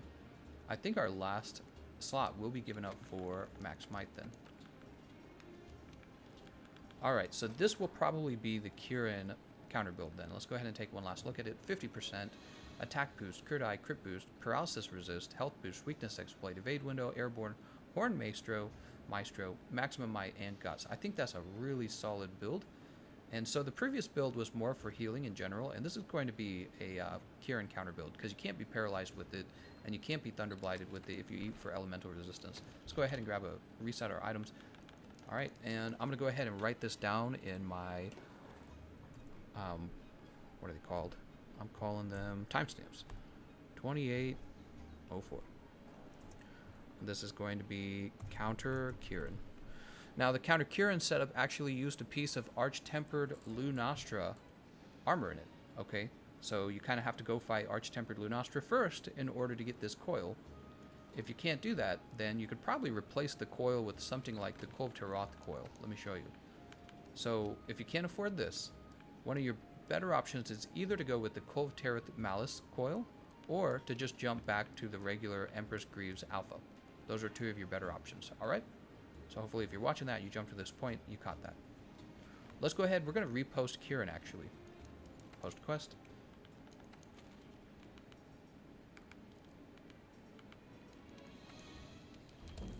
And I put it in a bun. God Terror Boy said, oh, I already read that one. Pokemon streams would be nice. Stream Pokemon for David Larson. That's right. David Larson once requested that I stream Pokemon Emerald. While Among Us says he used a randomizer mod on PC for hilarious builds. I didn't even know there was a randomizer mod. That'd be interesting. Let's go ahead and eat Elemental Resist Large Moxie. I want to fight Velkhana without going somewhere. Velkhana just got back from fighting the Behemoth. Heck yeah, Behemoth.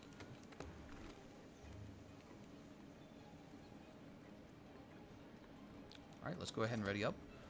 So we've got Kirin.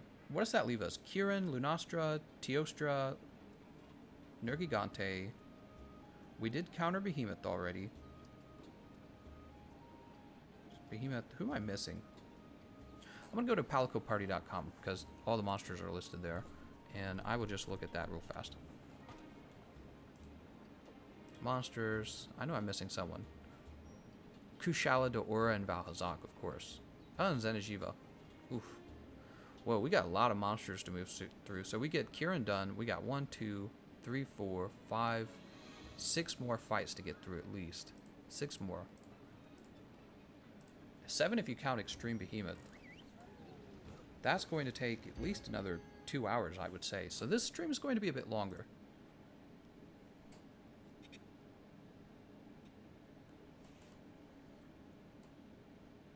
Yeah, I need a drink of water real fast.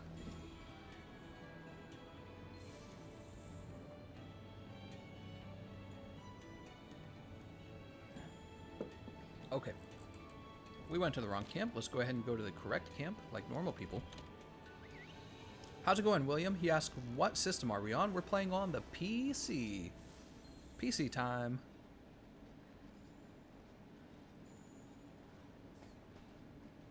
we'll go ahead and have our Mega Demon Drug.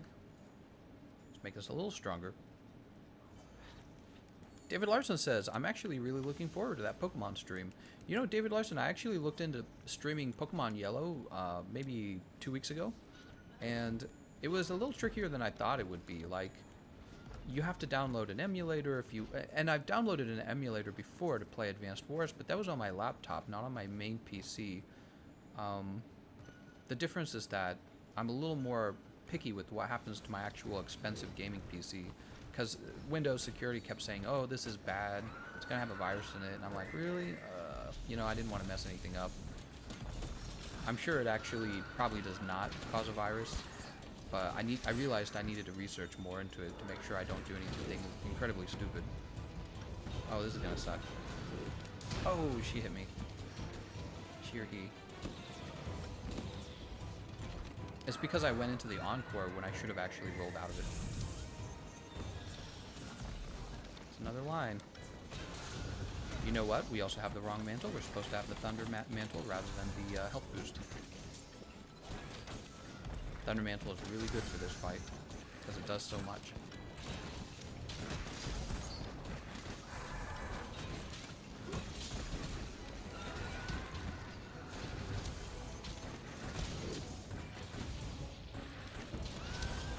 Darn, man.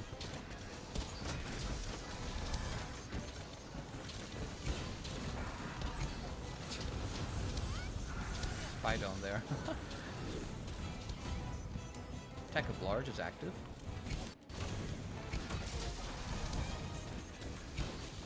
So Kirin can't paralyze me anymore. It's not possible.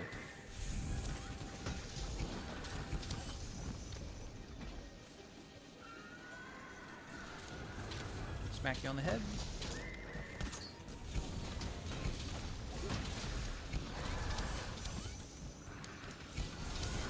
Dude, I don't get a chance to move.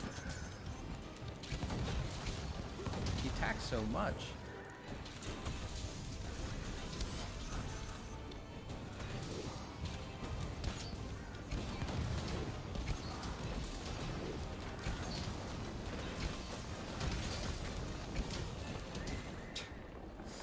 Just hopping all over the place.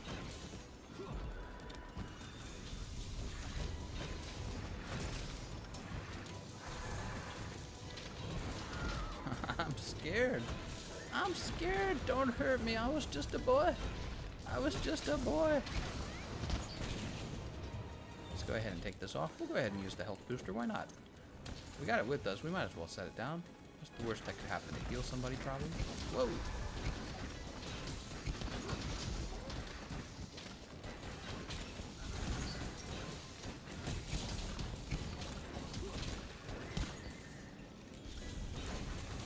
In the buns here.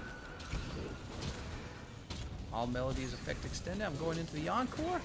You really shouldn't. You know what I mean? You really shouldn't. I've watched people solo the Extreme Behemoth with Huntingthorn, and they don't normally go into Encore.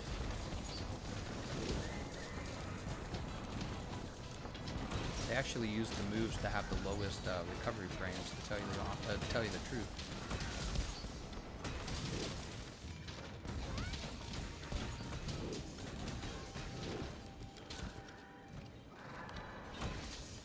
Oh. Don't want to get hit by that.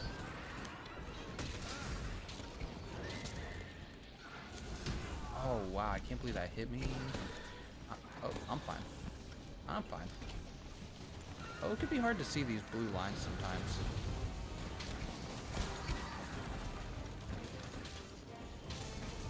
Sorry if I'm not reading your comments at the moment, guys.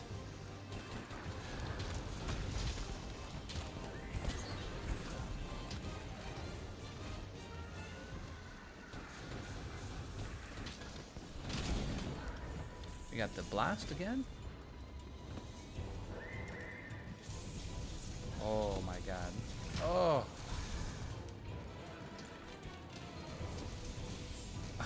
Spydome got touched. Spydome, no. Oh. I was trying to save him, but I just couldn't. I didn't have enough time. Because Kirin turned and went crazy. So that's that paralysis, and I'm telling you, it's just nuts. He hits you with it, and it's kind of like a death wish a little bit. Because his next move's going to kill you, you know?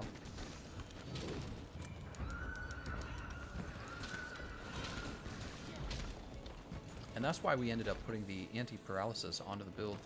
It seems like overkill until you die to paralysis, you know what I mean? It seems like overkill until the paralysis gets you, and then you're like, well, that's a, you know, it's a luxury skill. We need a hunting guitar. I agree. I completely agree. Oh, I don't need this. I'm on the PC. If I was on the Xbox, I would need this. My character's like, look what I found! Pulling dead body parts out of this what's the word I'm looking for? Not rubbage. What's the... I can't think of the word. Oh, we dodged it. Maybe that evade window 2 helped a little bit. You never know. Sometimes you do know. If you fight a monster every day all day, you can kind of tell when the move should have landed. Oh, that hurts. Once again, we should actually have the Thunder Mantle with us. We just don't. But obviously, if you're going to be fighting Kirin, that's a nice thing to have.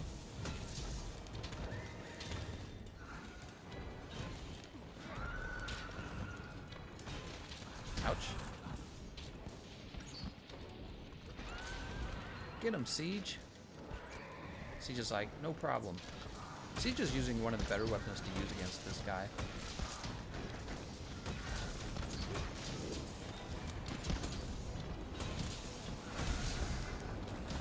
Alright, he's hurt. He's running.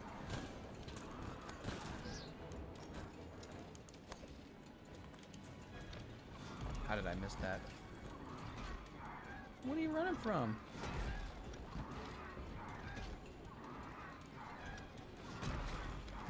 Smacking him in the butt here.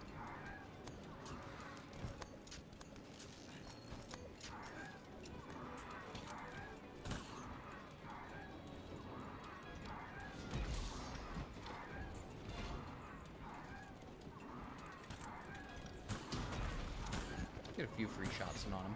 Now, I don't know if Attack of Extra Large is ended. What? What? Did he just go to sleep in that stage? I've never seen that before. I didn't know he could do that. I thought he exclusively went to sleep in the other stage, because that's what he always does. Oh, dang, I'm still alive. I'm still alive. Let's go ahead and get this max potion going.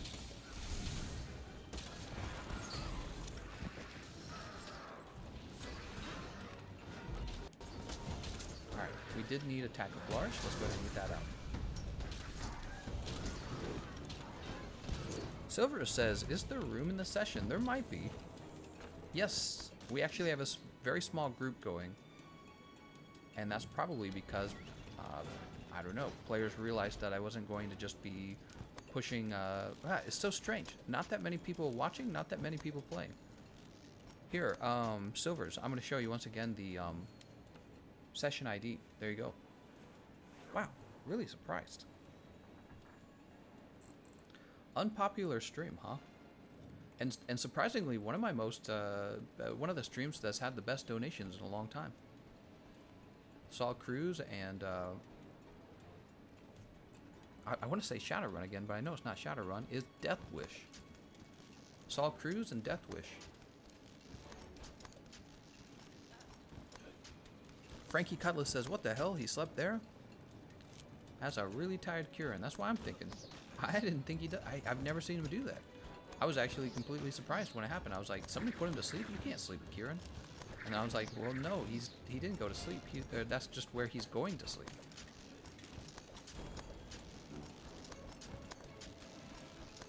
Heavenly Waffle says, not many people interested, maybe because Hunting Horn. That's exactly what I'm thinking as well. I wish I could show you guys some analytics. Every time I work on a Hunting Horn build video, it actually performs far worse than if I'd worked on like a longsword video, all the you know, the weapon popularity stats. When I work on videos that match the weapon popularity, it also affects the views. So Hunting Horn videos tend to perform the worst, sadly. All of them should perform the same in my perfect world. They should all have like roughly the same popularity.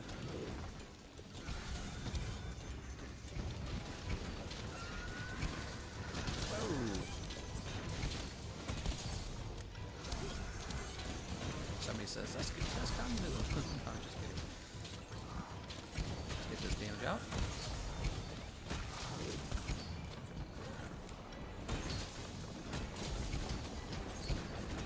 Come on, Kirin, just pass away already. There it goes. Nice job, everyone.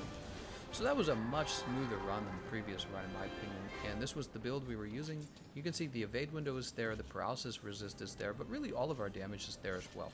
We've got 100% affinity, we've got white sharpness, we've got crit boost 3.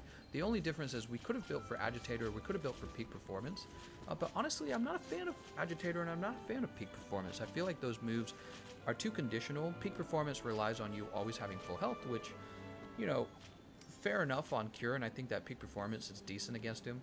Agitator relies on the monster being enraged, so it doesn't really stay active the whole time, and when you look at the actual cost of it for how often it's actually active, it's not the best. Considering you could have built paralysis resist and not accidentally... It's just a matter of offense versus defense, right? But when I'm choosing a counter build, I often go for defense because I'm not worried about the speed that I finish the monster in. I'm mostly concerned about whether or not I can defeat the monster. That's the question I tend to answer first. That one person says, "Are you going to stream PlayStation later?" No, if I stream again, it'll be PC again. God Terra Boys says the audio went super low for me. William says I'm at twice my normal audio. There's something wrong with the audio. I don't know what it is. Tell you guys what, why don't I try restarting OBS real fast while we're loading in the load. Alright, so I've reset OBS and I've unplugged and replugged my microphone, and it's actually still showing me that the volume for the microphone is low, even though my microphone is actually turned all the way up. And when my microphone is turned all the way up, normally what happens is a lot of clipping occurs, but it's just, I have no idea what's going on here. OBS had an update that I actually accepted, and I think that it just screwed everything up. I think it's the OBS update, personally. Alright, so we're done with Kirin. Let's move on to the next monster. We're going to be working on... Give me a second. We're not going to worry about Zor Magdaros, he's a joke. We could do Nergigante next. Let's go by ease. We're going to go with Valhazak next. So Valhazak's going to be a raw damage monster, and this means we're going to drop the Emperor's Coil for Draken. Oops. We're going to drop the Draken Greaves in favor of... I'm sure he has them. Let's see. Valhazak Greaves Beta. So for players who don't have Effluvia Resist, this is the best way to add Effluvia Resist to your build. We don't need Paralysis Charm anymore. Why don't we add, in this case, this is a monster who's going to deal constant tick to you. Let's add Divine Blessing. And let's go ahead and finish off that Effluvia Resist. Let's take a look at our build so far. It's Vitality... Vitality, and I guess this last one can be Vitality as well.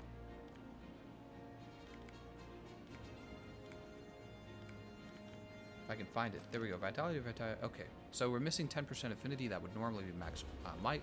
Not really too concerned about it. It says actually 45% affinity. Yeah, I'm not really too concerned about it. Let's go ahead and post Arch-Tempered Valhazak.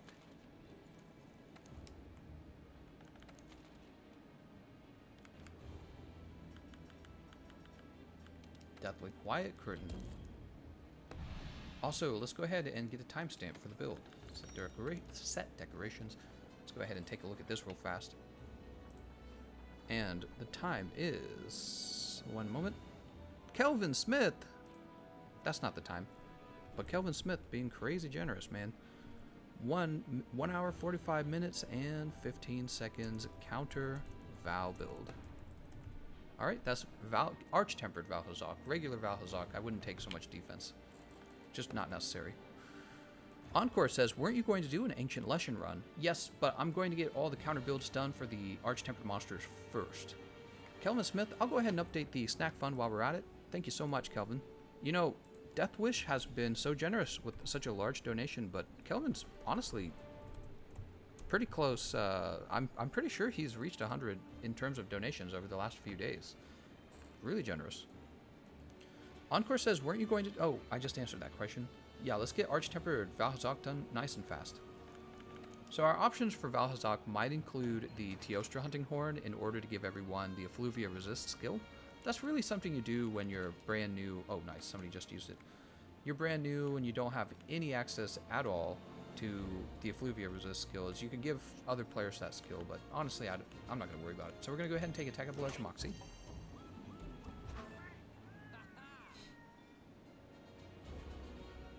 Does anyone know if the Monster Hunter live action movie is out?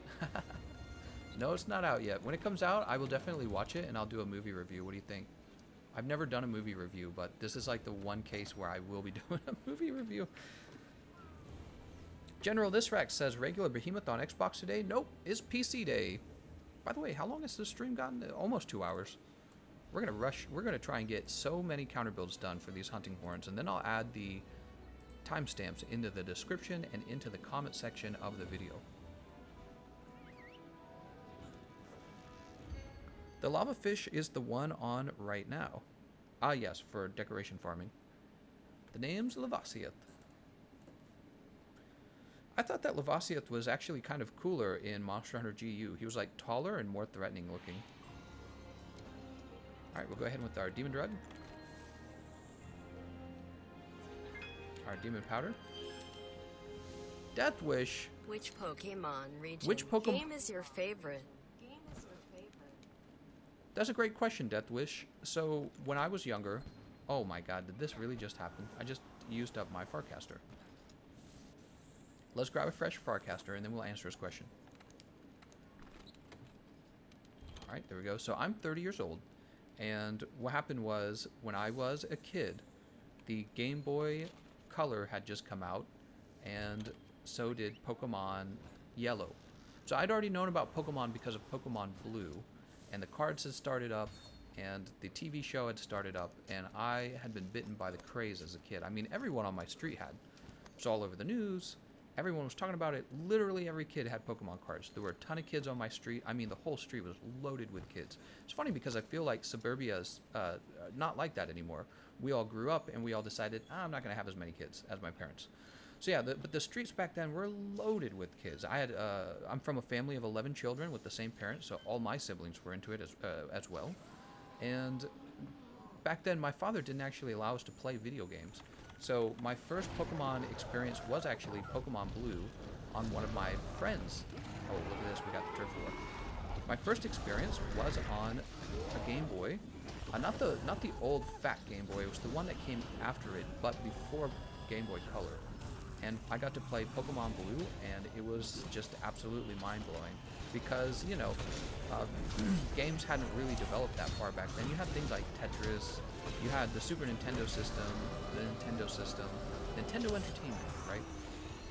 And so when the Pokemon RNG game came out, it was just so good. And you had like this trifecta of experiences between the card game, the video game, and the TV show.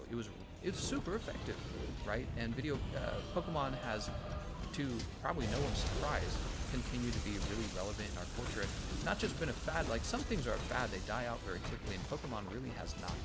So Pokemon does something real well, and they continue to do so, and I expect them to continue to do so. Most of all because the RPG experience in the actual game was really exciting. Something about, you know, it's kind of like when you own pets, you know, the pets kind of reflect who you are, and that's really what Pokemon were. Pokemon were like these pets that you owned, and they were you know, they were you. So Pokemon Blue was my first experience. It was mind-blowing. And then I did play Pokemon Yellow, and my friend actually snuck me his Game Boy Color. So he just loaned it to me because he'd already finished playing, and I actually got to play the whole game. So that was my first experience. And then my next experience would come later on the Game Boy Advance, where I had Pokemon Silver.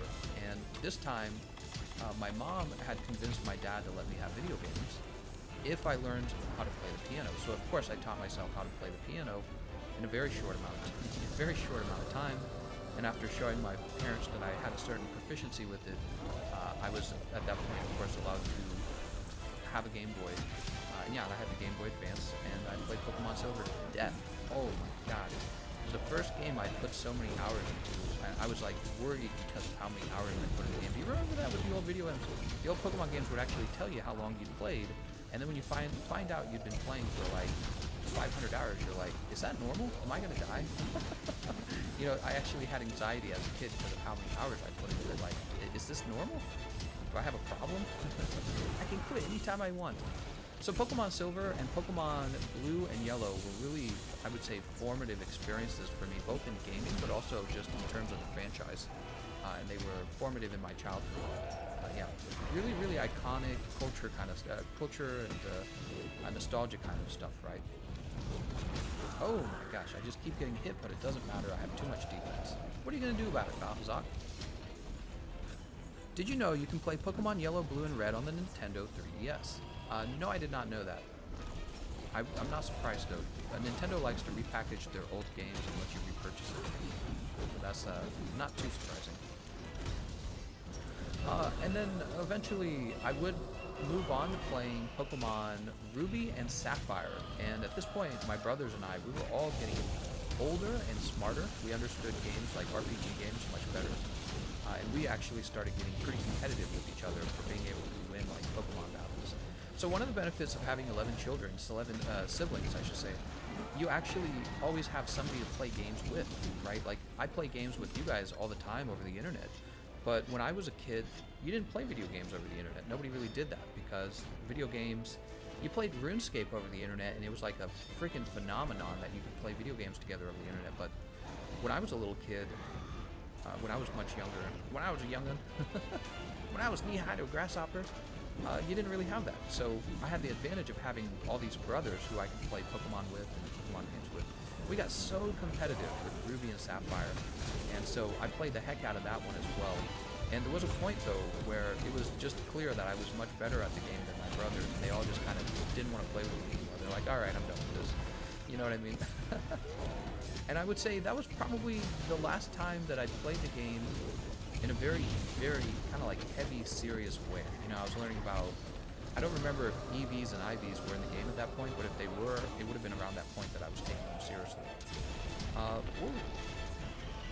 I did also buy Pokemon X and Y. You remember X and Y? I purchased that with one of my ex-girlfriends. I bought that with her, and we were going to play together, you know, because you're always looking for something fun to do with your girlfriend. And I was like, what if we play Pokemon together? She's like, yeah, we relive our childhood, right? But something about the game just, it wasn't there for us, you know? It just felt like maybe we had gotten too old. At this point, of course, my ex-girlfriend and I, we were, you know, we're older, we have access to Xbox, Destiny, right? Stuff like that. And it's harder to justify, like, playing Pokemon games when there's so many other games now to play. And it's still strongly catered toward children, but card collecting is different. Card collecting, I'd forgotten about card collecting. I'd forgotten that it was this thing you could do where it actually requires a great deal of investment and an actual good understanding of the value of things, which is more of an adult thing, right? Understanding the value of a card and how much you can sell it for and how much you're losing on it, blah, blah, blah. Those kind of ideas are still kind of an adult thing. So I've actually been enjoying collecting the cards much more than I did the last time I played the actual game. And it would be interesting to go back and play through the games. That's kind of like a nostalgia trip, right? To play the old Pokemon games. I'm going to give Pokemon Sword and Shield a try, just to see how it's changed, to see if it's actually developed something for players who expect a really adult experience. See if they offer anything at all. But I suspect it won't, so it might just be a little fun thing I do. Wow, I am good at talking about things for a long time. 11 kids worried full Taroth noises. Don't forget Devil Joe Taro Kuju. What? Also Bracadillo. Oh, I just got smacked. So, you know, it's funny, I feel like this guy has actually definitely been easier than Arch-Tempered Kirin, and I suspect it has a lot to do with the fact that I have this Divine Protection on me, reducing damage, all that tick damage you would normally take from his... You would normally take a lot of tick damage from his Effluvia, but nice job, somebody knocked me out of the stun there. You'd normally take more damage from the Effluvia, but I don't think I'm taking much damage at all. So between the health regen that I naturally get from my attacks, the Divine Protection, I actually feel extremely thankful. Gameconomist, do you like the Balthazar theme? Yeah, all the themes in the game are pretty good, I would say. I'm especially liking the music that I'm hearing in the Iceborne trailers. I feel that music is a very important part of the video game experience, and if your game has, let's say not even bad music, but mediocre music, you're really losing out on the potential of what your game could be. So it's very important to have music that's... The music has to be a work of art. It really does. There's no room for exceptions. If your music is not a work of art, then you're wasting your time on your game. Your game has to have gorgeous music. And the music in Monster Hunter, I would say, some of it's generic, some of it's really good. The Bazofu's theme is pretty good. I really like that one. And the music I'm hearing in the Iceborne trailers is really good too. So that's a good sign.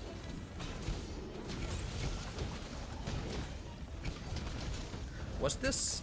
Gameconomist has never watched or read Monster Hunter the World? You know it's fun, right? Go ahead and keep smacking this guy. Is he limping? Nah, he's leaving. Let's go catch up to him. Killer Gews.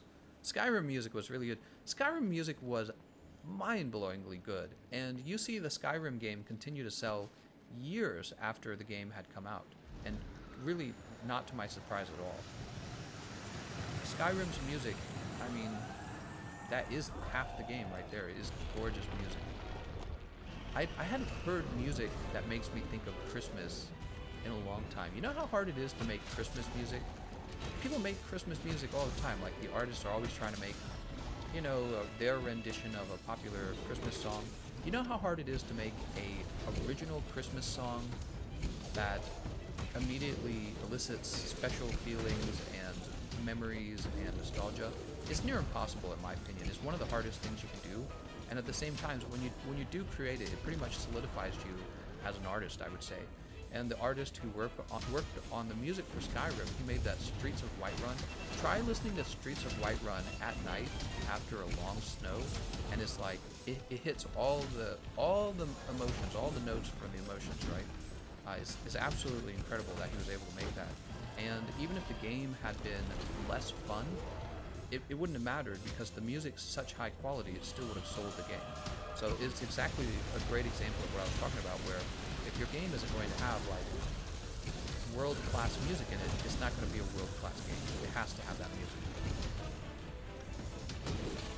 Oh, Fayed says, lower the game's audio. Is your game audio on max setting? Let's go ahead and lower it. It is not. There's something going wrong with my microphone. Something going wrong. Actually, I suspect something's going wrong with OBS.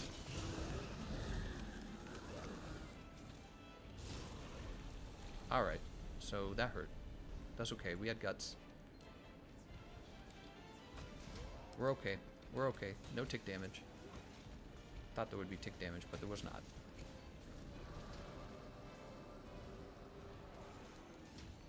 When the game is quiet. Metagross, best Pokemon. Beldum, Metagross, Beldum, how does it go? Is Beldum something Metagross, right? Can't remember that Pokemon evolution. He's a cool Pokemon. I feel like there's a lot of Pokemon that came out that look kind of goofy. Magmortar, Rhyperior. Those guys really just don't look right. They look like they might have been made by a new artist or something. While this fight's going on for a while, guys, let's beat them up. Let's get the beat up going.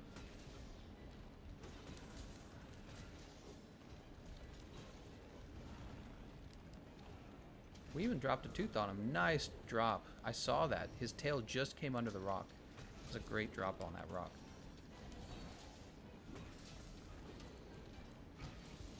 Kushala is really hard, or not Kushala, Valhazok is really hard to KO, actually. Did you know that? It takes longer than the other Archtempers to KO.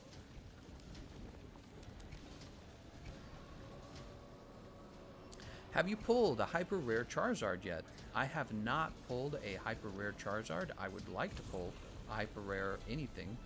I've pulled 2 Psyducks that are like the full textures or whatever, the full art with texture. So 2 Psyducks. Psyduck and Slowbro. The game really wants me to have a Psyduck. I've got some more Unified Minds packs to open up, and then I understand the Hidden Fate cards come out, and I would like to start opening those as well. Oh my gosh. Is that my cat? I think my wife locked my cat in the room by accident. I might have to go free her. I hear her claw on the door. Oh, she's meowing. Oh. Yeah, she... Okay, I'm gonna go get her right now. I'll be right back. Can I send you a Charizard Reshiram tag team bro? Kelvin, you absolutely could, and I could hold on to it for you if you'd like and send it back if you want. I can probably sign it for you if you want. Just contact me on Discord. Let me go get my cat. My poor cat is crying. Oh, kitty, I'm coming. Kitty cat, what are you doing?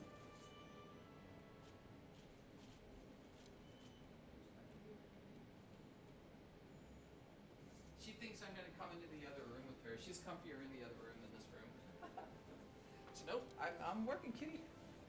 I'm working. God, I got to send you guys a picture of my cats. They're so adorable. They're like yin and yang, my cats. Fayed says, now lower the mic volume a tiny bit. What? Now you're telling me to lower the mic volume? I don't know about that. What? Dre DeFleece says, are there any good non-Elder Dragon or Devil Joe weapons that you can get that can get me to the end game content? I'm struggling. Are there any good non-Elder Dragon or Devil Joe weapons? Tell you what, Dr. Dre, why don't you tell me what weapon class you're talking about, and I'll rack my brain real fast. Alright, there we go. Yeah, actually, Dr. Dre, one of the most powerful weapons in the game, even when compared against other weapon classes, would be the Wyvern Ignition Impact Greatsword. It's the strongest weapon in the game, and you can unlock it right now during the festival by playing every Hunter's Dreams. Okay? It's a very, very, very easy quest, and it gives you easily one of the strongest weapons in the entire game. So that actually does answer your question. Okay, so this was the... Let me make sure I did get the timestamp on that. This was the counter Vaal Hazak build. I thought that the Divine Protection was especially useful for getting rid of the DOT damage, because the DOT damage ticks over time over and over again, and because of the way statistics works, you know, odds, RNGs, the way it works is you're going to get a certain percentage of that damage reduced, which is really useful. The next monster, let's pick the next monster. So we're done with Vaal. Let's go ahead and do Kushala de Aura counter build. Ooh, this is going to be fun, actually. We're going to go ahead and get rid of this Sonorous Jewel right here. Probably could have left that on, actually. So we're going to be using a different hunting horn. We're actually going to be using the Empress Roar Sticks. Let's take off these Vaal Greaves. So, Roar Sticks, and from there, we will actually put the Draken Legs back on. And we'll put out the Empress Coil once again. I'm a big fan of that Empress Coil. What do we need here? Looks like we could really do whatever we wanted. Let's check our decorations from here. So we have attack boost 4, crit eye 4, crit boost, health boost, weakness exploit, max might. Let's take a look and see what our affinity looks like. 40% affinity. We want that to be 50% affinity. Looks like we're going to get that 50% up here with maximum might. And then this is going to be sonorous for sure. There it is. Sonorous. And that leaves us with this whole extra charm slot open to do whatever we want with. We could have a Vade Window 5, which is real... Oh, that's OP. That's overkill. Wide Range, Divine Blessing, Weakness Exploit, Constitution, Max Might Peak, Part Breaker, Earplugs. Earplugs is a little bit tempting, but it's kind of a... It's a luxury skill rather than a damage skill. The thing is, we're like done here. Ice Attack, Guard, Slugger, Water Attack, Water Resist. I guess I'll just go with the Vade Window 5. I feel like I should offer something better than that, right? 50%. I mean, you're set. You're pretty much set. You don't need anything else. The only thing I could think of is you could potentially do Wide Range, level 5. But, you know, I already showed off that healer build, so I feel like that's good enough. So this will be a counter build for Kush, and I guess we will have a Vade 5. Why not? It's a little bit overkill. You don't need a Vade 5, but it's so good at the same time. The question is, why wouldn't you take it if you could afford it? Alright, let's go ahead and do a timestamp for 2 hours and 5 minutes and 40 seconds into the stream. That's counter Kushala build. Now, why did we pick the Emperor's Roar Sticks is because it has a special buff. Here it is all wind pressure negated. All wind pressure negated works just like the armor ability on the Kushala armor. It actually removes the wind pressure from all of Kushala's moves, including Kushala's wind aura, which is the worst part of fighting Kushala with the melee weapon. Let's go ahead and post this. My wife's home. Eye of the Storm, making our way through Eastern Camp. Let's see if I missed any important comments. Dr. Dre says greatsword, light bowgun, or dual blades. For light bowgun, the Styx light bowgun. For dual blades, probably Zerial dual blades, but I mean, you have to unlock that from fighting Ancient Leshen. So really, your best bet is greatsword. What I said earlier, Wyvern Ignition, Impact, greatsword. Kelvin says, I actually pulled a gold hyper rare the other day, man. Ah, man, I wish I could see that. That's cool. So cool. Nils Bowden says, the horns take care of wind resist. That's exactly right. So your teammates don't have to build Kushala armor. They could actually just see that you're on the team, and then they can take their best damaging builds, which is really nice. This is really a case where the hunting horn feels like it's uniquely useful. It's an example of good weapon diversity. And there aren't a lot of good examples of this in the game. You usually just use 1 or 2 horns for almost all fights. But this is one of those cases. Let's go ahead and eat. We'll have the attack up extra large. Attack up large, not extra large. Lord Kilarath says, screw Kushala. Well, this is one of the cases where fighting Kushala is really not going to be that bad. You're actually going to see how nice it is to have that all wind pressure negated buff. It's actually really decent. Dread King Arzuro says, how do you contact you on Discord? I'm new to Discord and I don't know how it works. You'll need to go to the Discord website. They'll ask you to create an account. Basically, you just give them your email. They'll ask you to create, like a user. So you'll have to choose a name, maybe an icon, like a picture, and then you're in. The question is, which servers are you going to join? You can join my server by clicking on my Discord link in the description of my live stream. And then once you've created the account, it'll drop you right into my server. At that point, you would search for me. My name's always at the top of the server on the right side of your screen. Well, it depends on if you're using a computer or if you're using a cell phone. It's slightly different between the two. But you look for my name, and then you right-click it, and there should be an option for send message. That would be the easiest way to contact me. Gameconomist, a QR Ice Charge Blade against Arch-Tempered Vaal would be cool. It's on par with Diablos. Oh, very neat. I didn't know that. They must have good hit zone values for that then. Alright, so check this out. All wind pressure negated.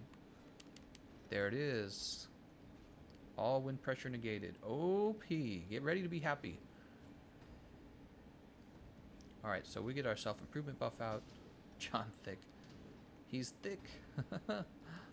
Alright, all wind pressure negated is out, and now players can't be interrupted by the wind aura, or even by the gusts of wind that Kushala aura shoots out. It's really, really nice.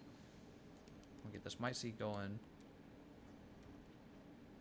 Should we do barrels? I mean, I'll do barrels if you guys want.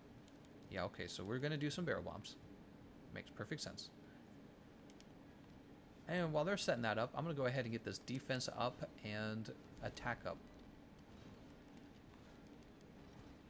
So this hunting horn is also pretty decent because it gives out attack up large. It doesn't give out extra large, but attack up large is also pretty good. So you got all wind pressure negate, attack up large. Alright, nobody's setting it off. I'm going to set it off. I try to dodge it. Oh, we also have stamina use reduced. That's pretty cool. Is there anyone who could take advantage of that? Spy Dome, maybe? I'm going to focus on attack up extra large, or attack up large, actually. I'm out of items. Oh, he still got me, of course. That's how it goes, man. Oh, Pig trying to give me the heals over there. It's okay, oh, Pig, I got my equipment.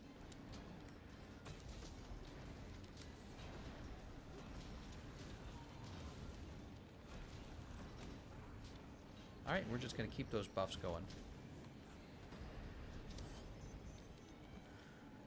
Oh, I just read that.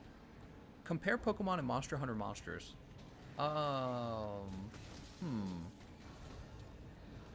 Do any of the Monster Hunter monsters make you think of a Pokemon?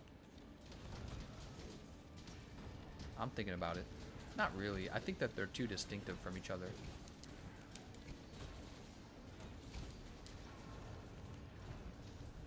Woo! I'm excited to see what the Xenojiiva armor and weapons look like in Master Rank. Yeah, I'm excited to see if there's a new super crazy Xenojiiva fight.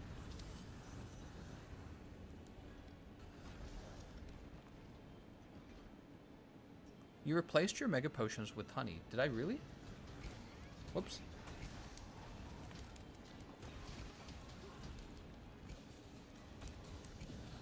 Oh, he mad. He is mad. But yeah, so you can see that we're right next to him and we're not getting knocked back because we got all wind pressure negated. We just get that reset.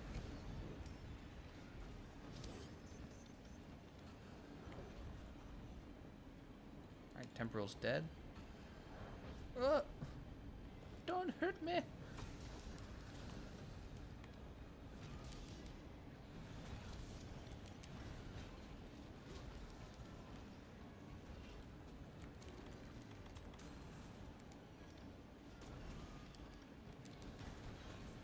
Be nice if we could knock him out of the air, wouldn't it? God, he's annoying. Oh. Evade window 5. I love it.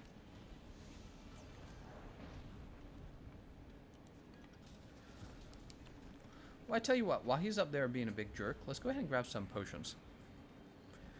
Dodogama looks kind of like a Pokemon. He does kind of look like that. He has a bit of character, doesn't he? You look at him and you think, what a card. He's the best boy. Manage items. We'll grab basic there.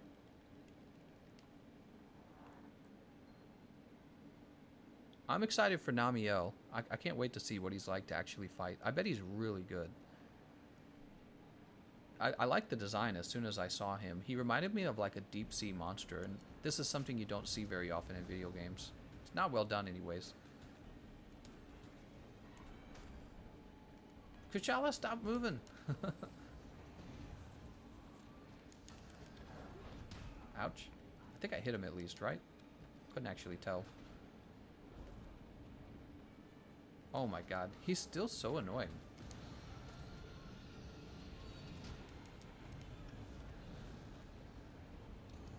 Oh, dear lord, man. And you'll see you're actually able to approach him and not get knocked back by that aura.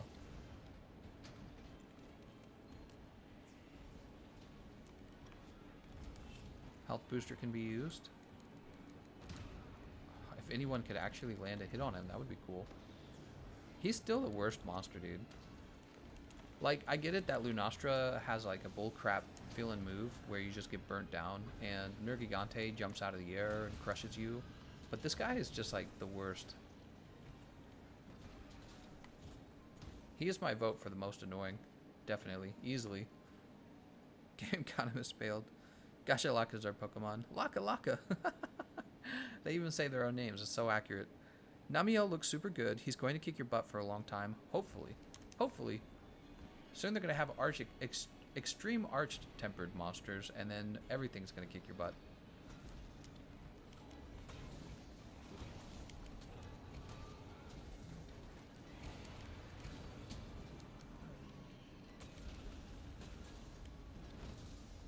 Alright. Oh.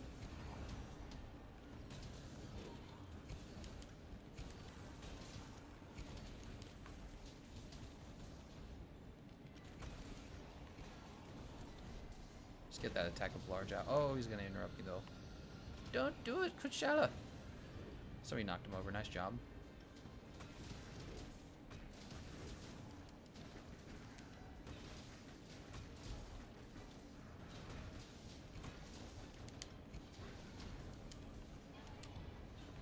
Keep hitting the wrong combination here. Oh. Oh. Did I just do that? I just hit the Farcaster. Oh my god. I should change that. I think Farcaster should be like on a separate wheel. I do that too often. I hit the Farcaster too often. Yeah, I think Farcaster should be moved to a different wheel for sure. We'll have a, maybe we can have a whole wheel just for Farcaster. Fun fact, Orion is a Pokemon too. What? Now that I mention it, I'll probably farm some tickets of the Arch-Tempered Elder because they could make the final part of the weapon tree cost tickets. You never know, man. I would say it's definitely worth your time to get all the charms in the game, even charms that you normally wouldn't care about, because we don't really know what the new meta is going to be like. There may be a charm that you once thought was stupid that you're like, now I gotta have this charm. Alright, let's get that all wind pressure negated. Keep it going. Got a nice little flinch there. Explosion.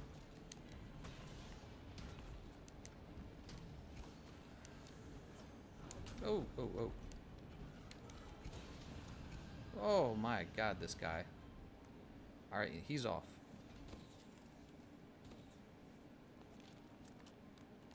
He's going to the center of the map. Kushala is very annoying. Let's grab this needleberry.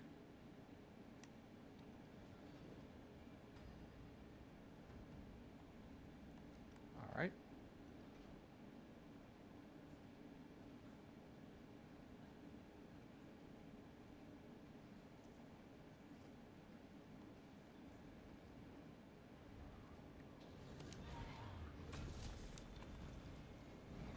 Nope. I don't want it. I don't want it. He's been knocked down. Nice job.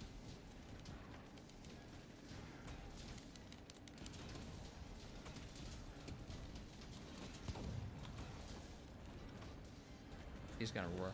Oh my god. It's so nice, actually. You never really get to play underneath his belly, because if you're, you know, if you're not using Kushala armor, you really have to play on the edge of his face or the tip of his tail or the tip of his wings. So with this hunting horn, you really do get to play underneath him. And the funny thing is, he's actually much safer once you get underneath him. Nice job on that.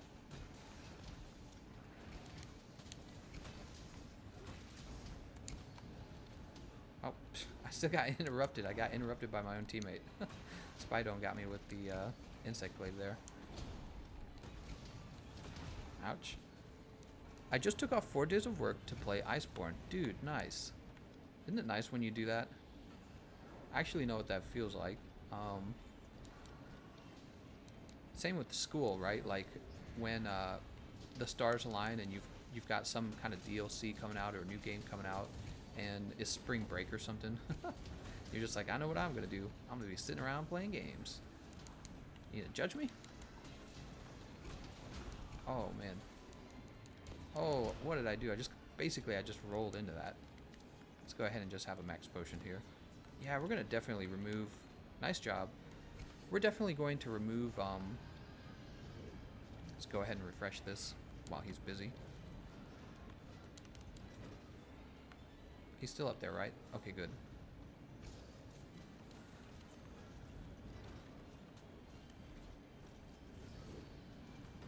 You probably won't know what I'm saying, but if you had a stand, what powers would it have? What would it look like? I don't know what you're saying. If you had a stand? Alright, let's go ahead and smack this guy. Smacking time. Kushala parts broken. Very good. I think that was his head that just broke.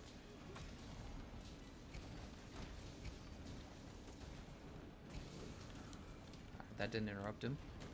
We got the crystal burst. Fire that. We don't want him to actually leave. I see somebody firing the sleep ammo at him. Somebody's trying to put him to sleep. Nice. Very smart. Very good looking.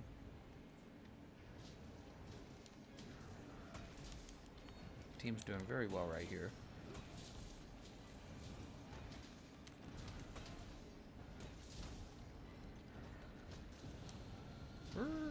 Shut up. Shut up, we know it. Oh.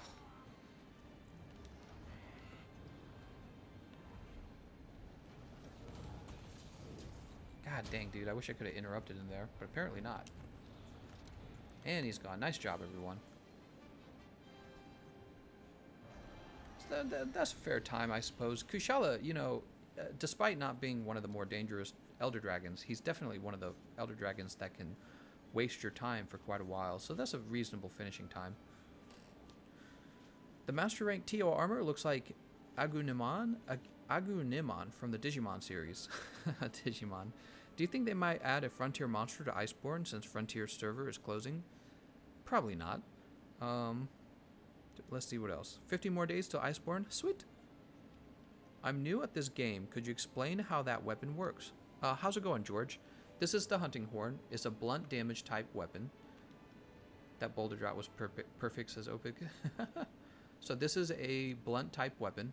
It's very similar to the hammer if you think of it like a hammer, except it does take, it has better range than the hammer, so it's got better reach, see? On the other hand, it also doesn't deal as much damage as the hammer per hit.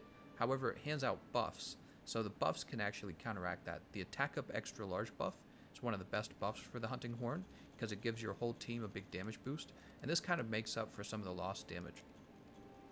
Also, some Hunting Horns have a luxury skill like this one had, or luxury buff, the all wind pressure negated buff, and we were placing that out so that people wouldn't be affected by the wind pressure from Kushala d'Ora. Alright, so we're done with Kushala d'Ora. Let's see what monster we're doing next. It's Palico Party, let's see. Kirin's done, Kush is done, Vaal's done. We have Xenojiiva, Lunastra, and Teostra. I think that Teostra is definitely going to be chosen here. So let's go ahead and post a Teostra. Scorn of the Sun. And we'll actually come over here. And we're going to go ahead, once again, we're going to be looking for some kind of counter build. I can already tell you, for the, oh, it's already sorted. I'm going to be going with the Empress Roar Blaze, because I really, really, really like that built-in gut skill. And then for the build, you might be surprised, we're not going to go with Draken's Touch. A Master's Touch, I should say. We're going to go with a different setup. So let's see, we're going to go with Kulve Taroth's Ire Alpha. This is because you're getting Stun Resist 2 out of that, right? So Stun Resist is really probably one of your better pieces of... probably one of your better pieces of defense against this particular fight. So let's see what else we have. Put on the Kulve Malice, and we'll put on the Luna Legs. Alright, so check this out. We got Wide Range 4. Oops. We'll take this off real fast. What are we missing? Weakness Exploit. So we're going to go ahead and put on the Weakness Exploit buff skills. This is going to be Sonorous, of course. We're going to start building Vitality here. Oh, no, actually, I remember what I want here. I remember. We're actually going to build Handicraft. I know it seems odd, but we have no Master's Touch. And what happens is, with that Handicraft charm bringing us up 3 levels, we never really run out of Handicraft. So it's very similar to having Master's Touch, except it's expensive, right? So let's go ahead and finish off Friendship anyways. We're going to have those 2 levels of Tenderizer. You know, if you don't have two levels of Weakness Exploit, go for the Charm instead, obviously. And we're left with these 3 slots still. See that? So we're probably going to finish off Stun Resist. We're at 40%. Let's see, what's our Fire Resist of 15? Perfect. So let me show you what we're going to do. We're going to go ahead and finish off Steadfast. We're going to go ahead and finish off Fire Resist. Alright, and then with that last level, we're going to go ahead and finish off Mighty. So we got Mighty, Crit Boost, Weakness Exploit, Handicraft 3, Wide Range, Health Boost, Stun Resist, Fire Resist, bringing us over 20, and we got Guts. Whew, very spicy. Let's manage items. Let's go ahead and refresh our items. That's our build. Let's go ahead and get the timestamp for that build now. Alright, and we'll jump over there, and the timestamp for the build will be... oh, I gotta jump over here. Apologize if I've missed any donations or anything. I really am trying to get these builds created. So 2 hours and 25 minutes and 25 seconds. That's counter Teostra.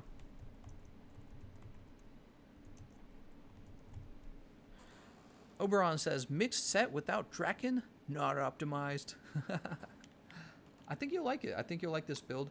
Obviously, what we could have done is for the arms and the legs, we could have gone with different options that didn't have wide range.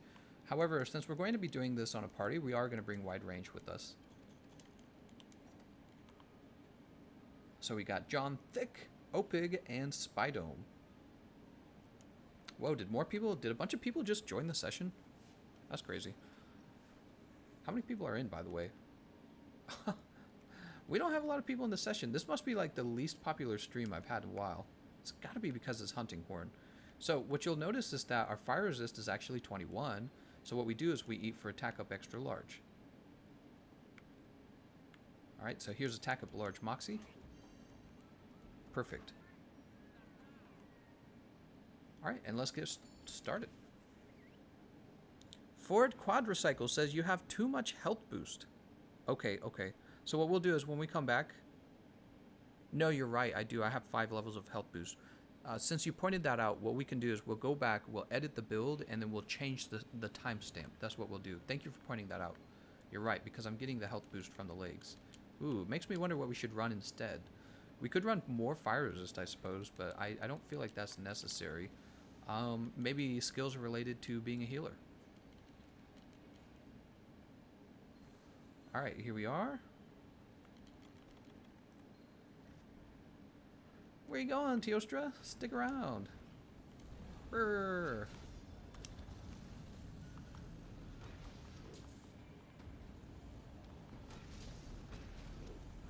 I was lucky.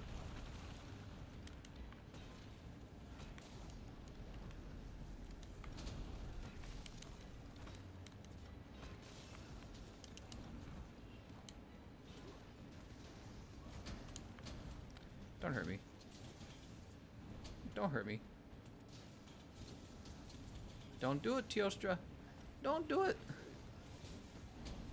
Alright, I'm fine. Oh, no, I'm not fine. I didn't get to finish attack up large. I think we'll go ahead and put on the temporal mantle now.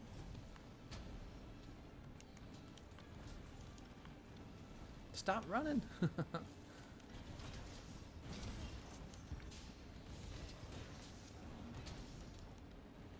Teostra KOs pretty easily compared to other monsters, so getting those hits on his head is useful for everyone. But I think I'm the only one causing KO, actually. So maybe if we get just one. Also, we're going to get knockbacks negated, because I actually like it for this fight.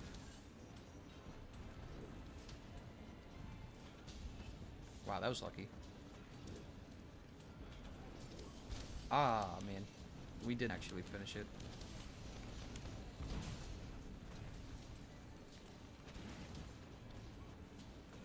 Alright, there we go. Knockbacks negated. Oh my god. Let me finish the freaking knockbacks negated, please.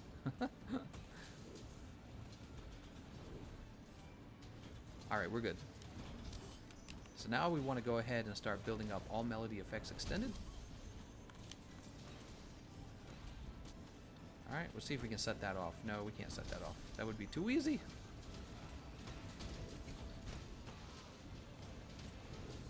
Nice knockdown, everyone. Is that KO? Alright, so all the melodies have been extended, and now we go for all melodies extended again. It's very straightforward, actually. Temporal Mantle about to break, and there it goes, it did break.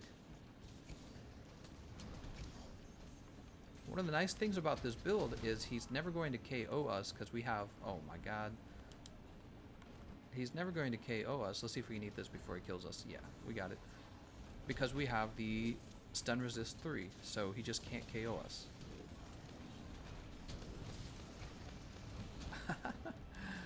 I saw that O-Pig. He was trying to get the he's trying to get the latch done.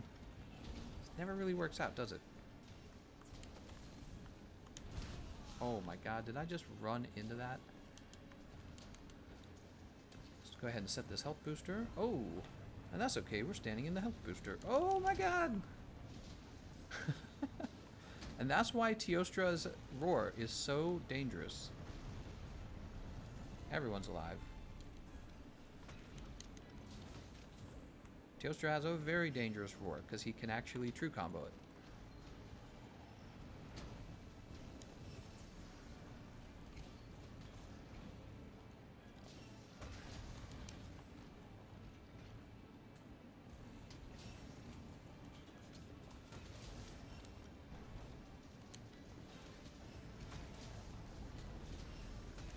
Ouch.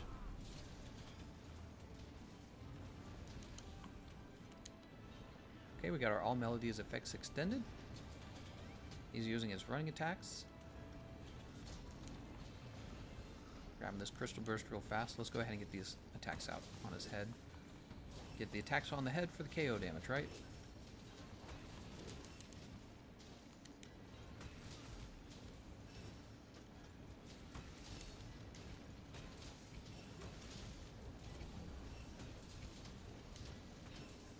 Oh, we got him one last time. Alright, let's go ahead and sharpen. You'll notice that we actually maintained white sharpness for that whole period because of the sharpness, the Handicraft 3 charm that we put on the build. You gotta make a video exploiting the Assassin Mantle, remember, before it's nerfed. That's right, we should probably test that on the Xbox for fun. I think that would be fun to take a look at. Oh, we got hit. Oh, no, no, no! Oh, those true combos with the Roar are so deadly. I wonder if actually we could get a different build going that considered maybe like Roar Resist 3 or something. I don't think so. I'm thinking about it. I don't think we would be able to get that. Jump off, O-Pig! Oh, O-Pig, it's all ruined now. I gotta sneeze. I'm gonna mute my mic.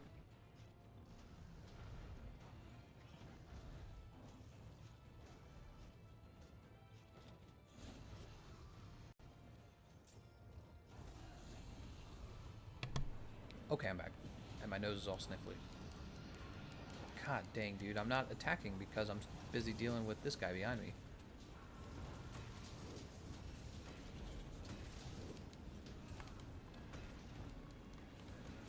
Alright, that was kind of nice. We got 2 aerials out. Ouch.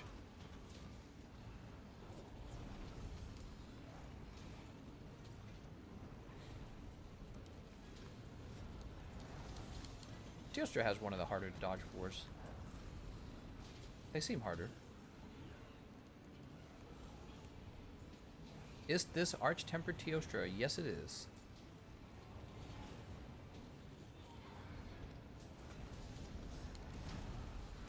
What hit me? Was that Kushala, maybe? Must have been Kushala. Now would be a nice time to have the Temporal Mantle.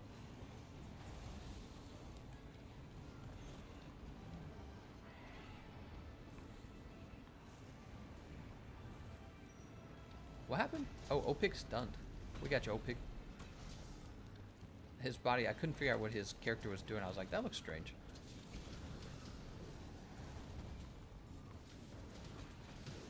Ouch.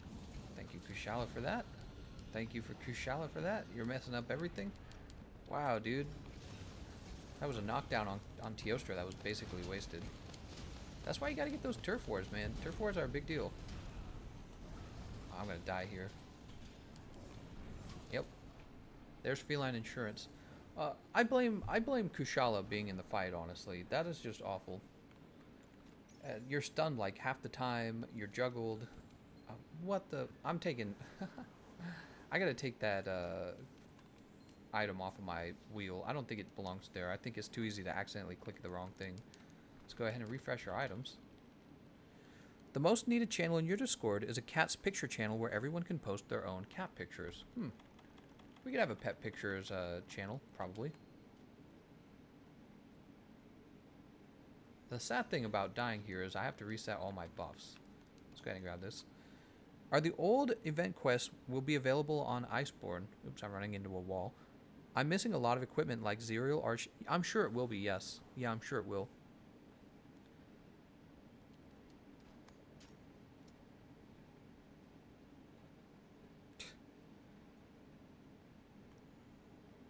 Alright, we'll jump over here. And we'll jump off of here.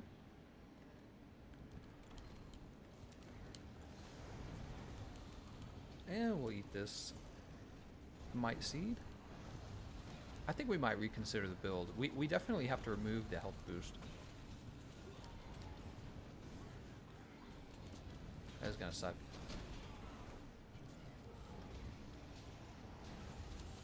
God dang it, dude. No, you know, I feel like what really screwed everything up was that Kushala D'Ora. That guy is so horrible. We just need to make sure that Kushala is not in the fight.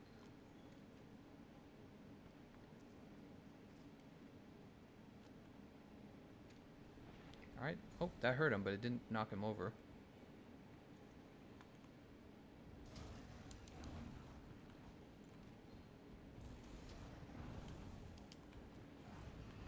Waiting for someone to drop that boulder, maybe. I'll drop it. Oop, he's going down.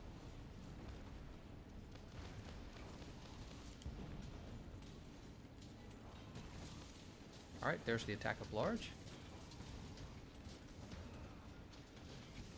Attack of large just got interrupted, unfortunately. Oh, nice job with the paralysis. That's KO.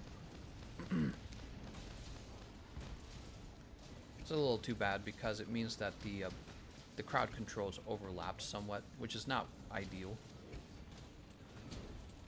Ah, I don't have Crystal Burst. Alright, cool. I don't think anyone flashed him, so we should be able to flash him out of the air. Run!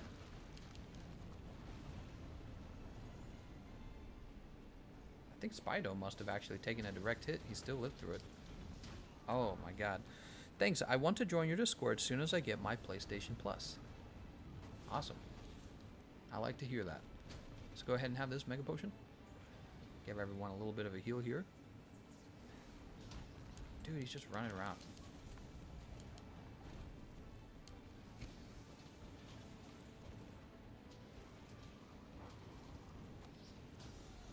There we go.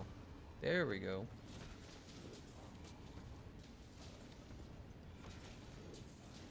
There's my self-improvement buff. Whoa, whoa, whoa, whoa. I'm playing so badly today. Let's go ahead and... Oh, he's gone. Doesn't even matter. Good job, everyone.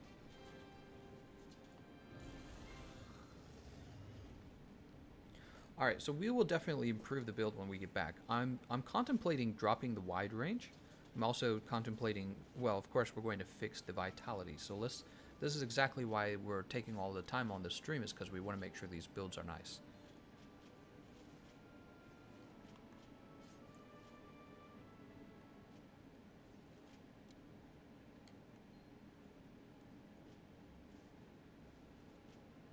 Fayed says, whoa, whoa, whoa.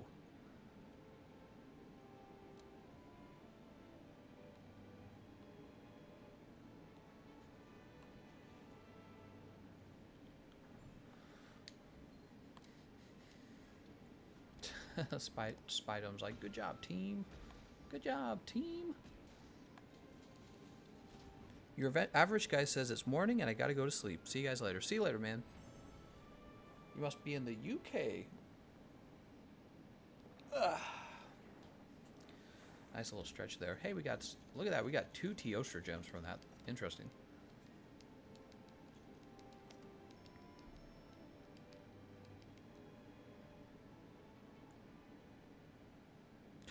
Long live the king. Do you think that Nergigante would attack Kulve Taroth if he got the chance? I guess he would. They make it seem like he would, don't they? Eater of Elders. Let's go ahead and jump back to the trade yard. Chris and Ashley says no politics today. We have a lot of political streams. They don't all have to be political. Any recommendations are where to start for Arch-Tempered? I have base Xenojiiva armor and wanted to start building my Gamma sets. That's a great question. Which Arch-Tempered monster to do first? Definitely not Arch-Tempered Nergigante, I would say. That's overkill. So let's drop this friendship. And actually, let's go ahead and drop all that. Kulve Taroth the Malice. Make some decisions here. So if we don't want this, you could trade it for this here and get 2 levels of crit eye and attack boost. Or you could trade it here with positive 3 fire resist. That actually might be better for new players anyways. Oh, not Kaiser Gamma, Kaiser Alpha. That might be better for new players anyways, Kaiser Vambraces, because they probably won't have weakness exploit. I think we'll keep that on, because you do get to still give your teammates might seed.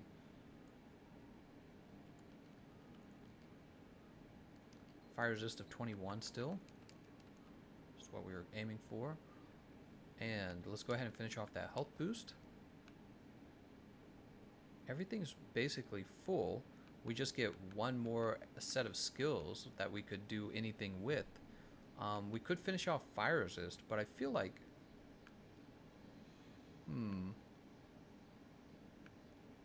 Friendship, Gobbler, Grinder, Bomber, Fungiform, Protection. I guess we'll just go for Protection. I don't really feel like Protection's necessary here, but at the same time, I'm not going to be building Attack up because I don't think Attack is that useful compared to a defensive slotted skill. So let's go ahead and have this be the defensive build, or the counter build for Teostra. I'm going to go ahead and add that to the timestamps. Alright, and the timestamp for this one is 2:42. Oops. Starting at 20 seconds. Alright, and for those of you who clicked on this timestamp and you're at this point in the video, we just had the fight against Arch-Tempered Teostra, and I decided to make some tweaks to the build, but we're not going to refight him. This is just the build that I'm recommending. Okay? Alright, so now we got to pick a new monster. We're done with Teostra. We've got Lunastra and Nergigante left. Lunastra and Nergigante. So let's go ahead and build... Actually, for Lunastra, we want a ton of fire defense. Oops, let's go ahead and get that Sonorous Jewel out. So, for Teostra, we weren't allowed to use Teostra armor. For Lunastra, we actually are allowed to use Teostra armor. So we're going to be cracking out the Teostra armor here. And we're going to have Nergimail? I don't know, that's a little bit overkill. I'm going to assume that the player does Nergigante last. I think he really is that difficult. What else do we have, though? Focus Guard. Yeah, we might end up just... I want to go with the... Ooh, decisions, man.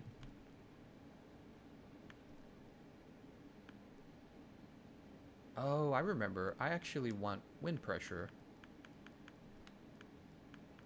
I remember now. So this was a counter build that I've actually been testing in private. So that's just how much I play the game. I play it by myself too when no one's watching. So windproof. Windproof charm. Level 3 windproof. And I'm trying to remember what gives you windproof. Let's go talk to the smithy. He'll actually know. Yeah, I've been experimenting and I feel that Lunastra is just so much easier if you take the wind pressure skill to level 5. And this means that her ult is no longer able to keep you stun locked after the roar. Deadpool says, I watched your your Ancient Leshen solo and trying to do it. However, I don't have any Taroth weapons. What should I use instead? Ooh, that's a great question. Probably either the Devil Joe hammer or the Diablos hammer. Depends on your build. Alright, we're going to go ahead and forge armor. And we're going to go to skills. And we want to see windproof. What are our windproof options? It looks like we don't actually have a lot. Ingot, Vespoid, Wrath Soul, Zora. There's the Zora helmet.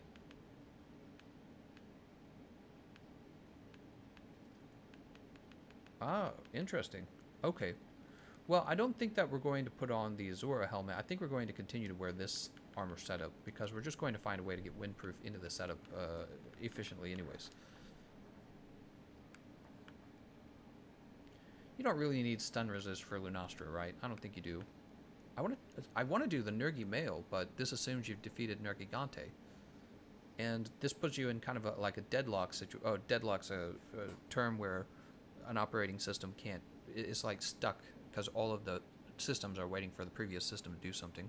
But you're in a situation where you need Nergimail to fight Lunastra, and you need Lunastra Mail to fight Nergi. So we can't have Lunastra, or we can't have Nergimail in our build.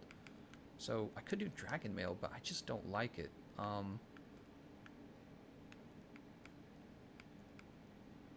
Handicraft is not really needed. Attack boost, slugger, weakness X. I mean, this is decent. But I'm feeling like we're going to end up taking... This is just an improvement on Rathalos male, so you would end up taking that anyways. Alternatively, we could take what we had last time. We could take something like this. Guess let's take the Kulve Ire. Kulve Ire, Kulve Malice. Okay, let's go ahead and clear out all the decorations. And now my intention is to have Wind Resist 5. So there's Wind Resist 5. Here's Crit Boost 3. We want Vitality.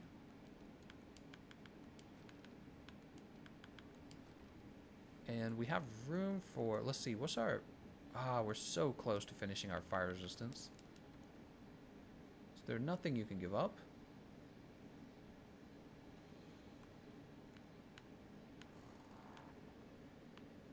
Just hoping I made a mistake, but I did not.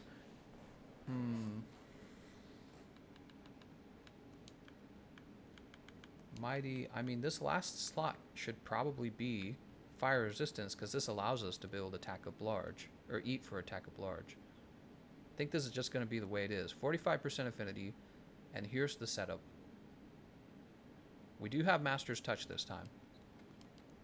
Let's go ahead and grab our fresh items. Any tips on how to play with the hunting horn?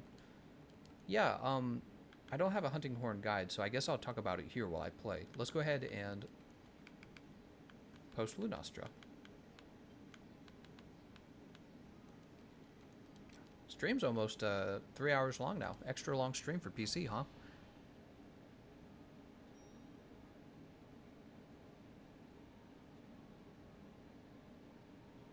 Okay, and so since our fire resist has reached 20, what I do is I eat for attack of large.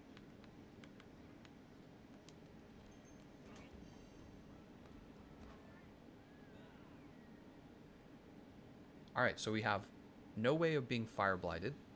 We have the Moxie skill. The Moxie skill gets countered by Fire Blight, so if you're Fire Blighted in Moxie procs, what ends up happening is the Fire Blight ticks one time and it actually kills you, because your Moxie keeps you alive by 1 health. Not only do we have Moxie, since we have the Blaze Horn, we actually have Guts too. So the fire defense is actually really a very specific part of our strategy for our build here, for our defensive build. So we have the health boost. Stun resist is just happened to come on the build. The fire resist brings us over 23, and then we have guts, and those together are being really defensive. The windproof is also making it so that it's not possible for Lunastra to hit us with the wind pressure after she ults. So one of the reasons why her ult is so dangerous is because if she hits you with the roar, you get true comboed into the wind pressure, and once you're in the wind pressure, you then take damage from the move, right? So without the wind pressure, she's not able to do that to us. It's a very defensive setup. God Terror Boy says, I had 2 severe thunderstorms this week. 2 of them? That's so many. That's way more than I had. Chris and Ashley says, I'm still looking for the Dweeb Mantle. It's a hidden Easter egg. Oh, alright. So for this particular fight, the Fireproof Mantle is so valuable that we just can't go without it. We'll grab that Fireproof. And we'll go ahead and have our Max Potion. We'll go ahead and eat our Demon Drug. This will stick with us through the entire fight. And we'll have the Demon Powder. And we'll jump off the side of the cliff. Try to eat our Might Seed, but we can't. We'll go ahead and have our Might Seed now. We'll get this ready. I remember when I was scared when I saw Raytheon. Oh, I already read that one. Oh, I tried to roll it. It's so hard to roll. Alright, so I'm missing the Cool Drink. So Cool Drink is strongly advised for this fight. And we're going to go ahead and put on the Temporal Mantle. Alright, we're good to go.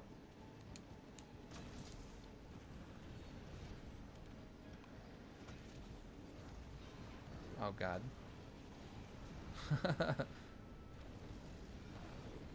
Self-improvement buff. So now I'm just going to go ahead and try and get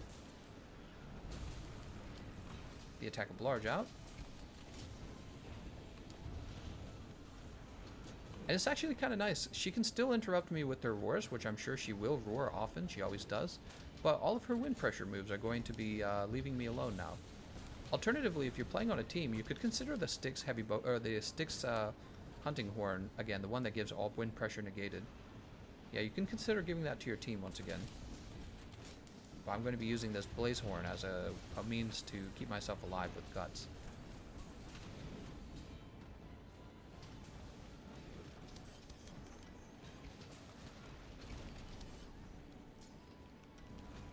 Alright, she's off to the next stage. Which way did she fly? She went this way. Okay. My eyes crossing over here. Come on. Whoosh. Oh. Oh. Alright, here's the knockbacks negated. Oh. Didn't even get to finish it. Let's try that again.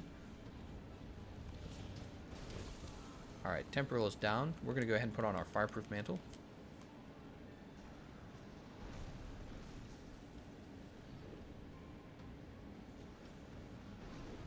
Alright, that resets all our melodies.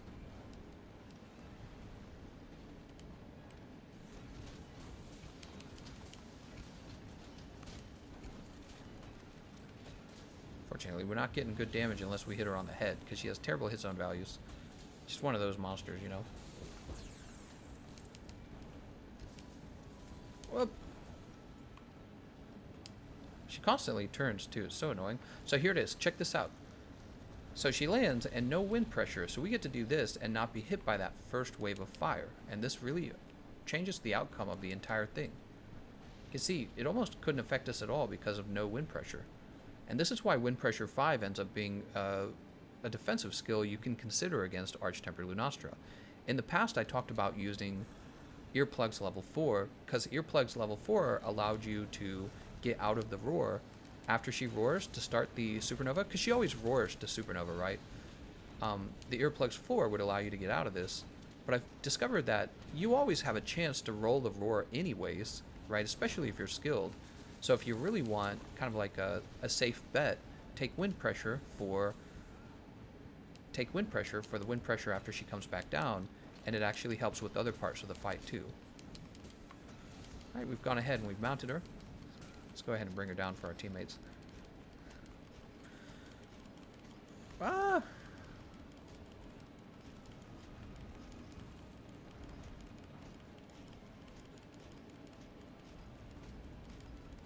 Alright, she's ready to come down.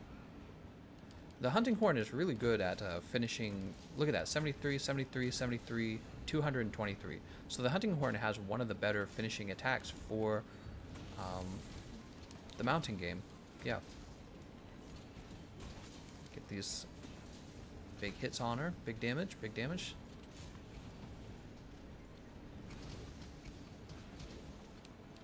Where's she flying? It's flying the other way.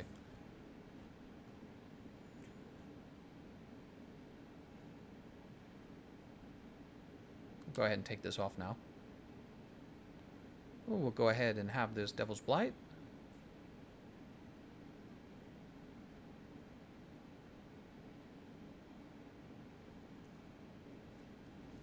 Oh my gosh, Kulve. Kulve!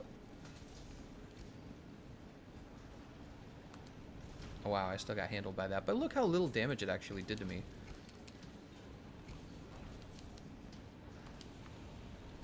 She really does most of her damage as elemental damage. Damn. Alright, let's go ahead and eat.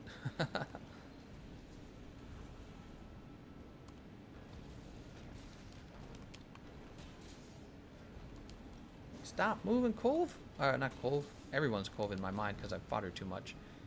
Lupastra. I'm talking about Lupastra. She's blue and she's made out of pastra.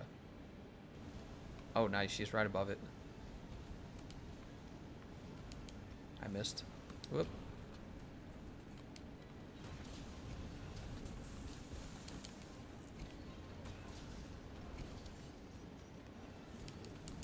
Oh, she got me.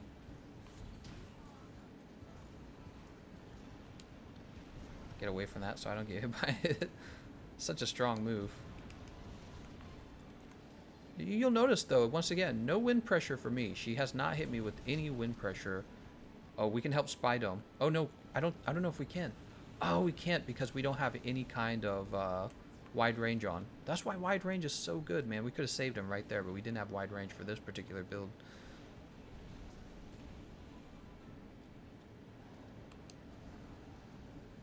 Alright, check it out. We're going to survive this too. No wind pressure. Right? No wind pressure. This move is so much less dangerous without the wind pressure.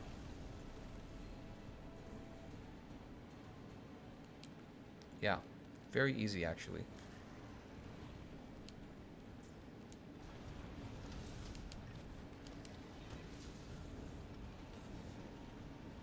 Oh my god, I can't believe that still hit me. The hitbox on that is ridiculous. Now, I should heal right now. Oh, but she's knocked down. We're not going to heal. F that.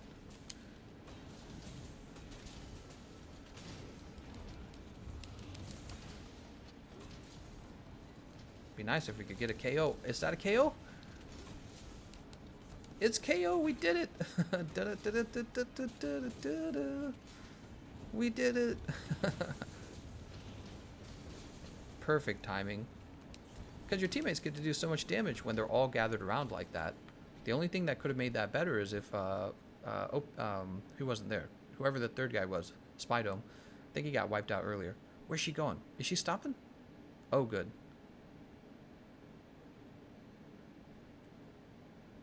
Oh, I don't have anything to drop this with. I better pick up some rocks.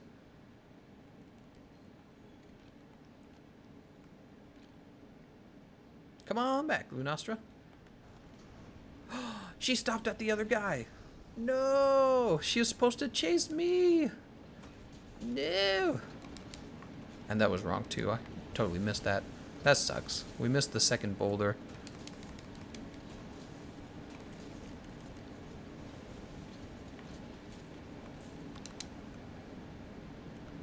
Let's go ahead and grab more Crystal Burst. I can't believe we missed that. That's so sad.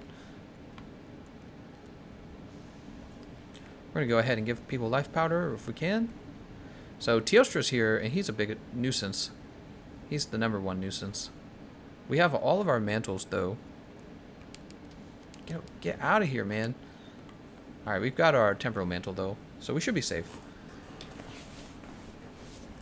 Shink. We're good. We got our white sharpness back, too. It's a great time to sharpen while you have your mantle on. Oh my god, dude.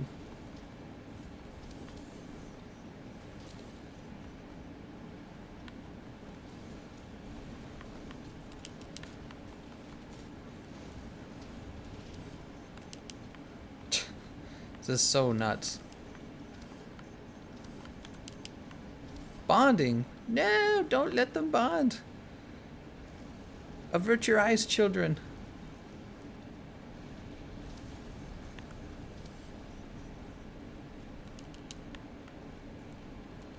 Wait, what am I doing? Here's my stare jerky. I was like, where's my stare jerky?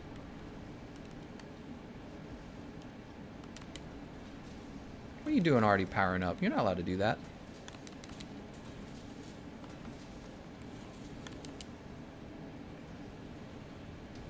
Ouch. I guess. Oh, nice. She got interrupted right then and there.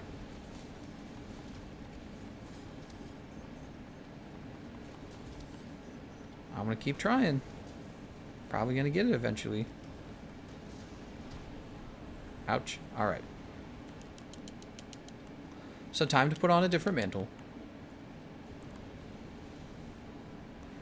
Anthony Tran says, long stream today. That's right. We're going through many hunting horn builds so that players have lots to go through. And I'm going to use timestamps on this live stream so that people can look up what they're interested in. Hey, we actually dodged that. That was pretty good.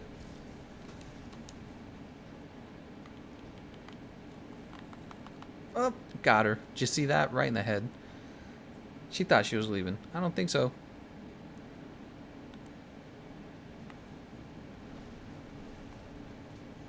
Just get down here.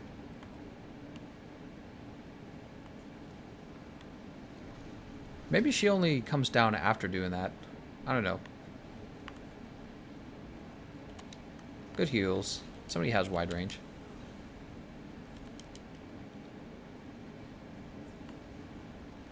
Ouch. So, personally, you know, I think people find Lunastra to be one of the... Oh, I'm actually in a lot of danger right here. Oh, and we're fine. She's leaving.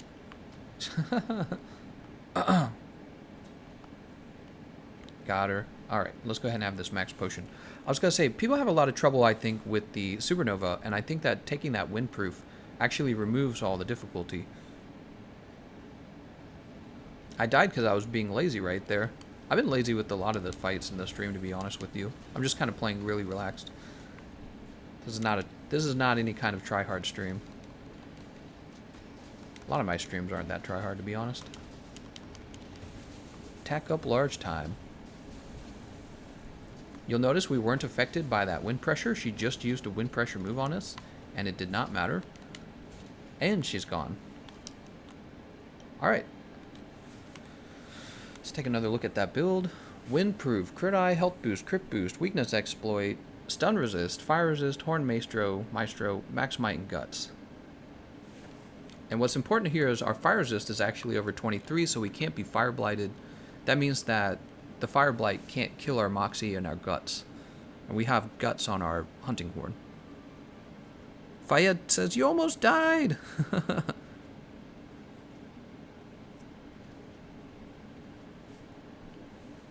Okay, so let's see what we're doing next.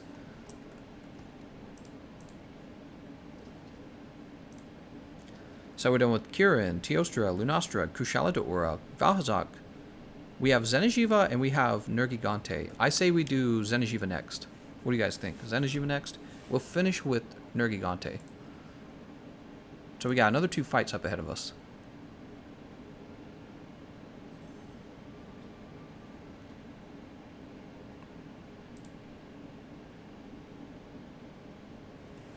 This is making me want to do hunting horn build. Ugh. Alright, Hero Streamstone. I remember my first encounter with Lunastra. I triple carded in the first 5 minutes.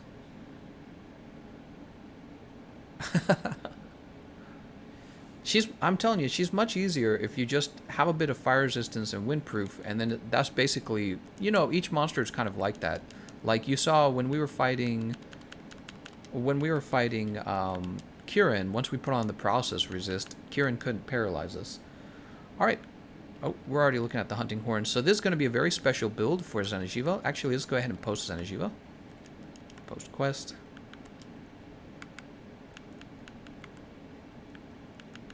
Here it is, like a moth to the flame. I should have done this since the festivals began. I should have done this.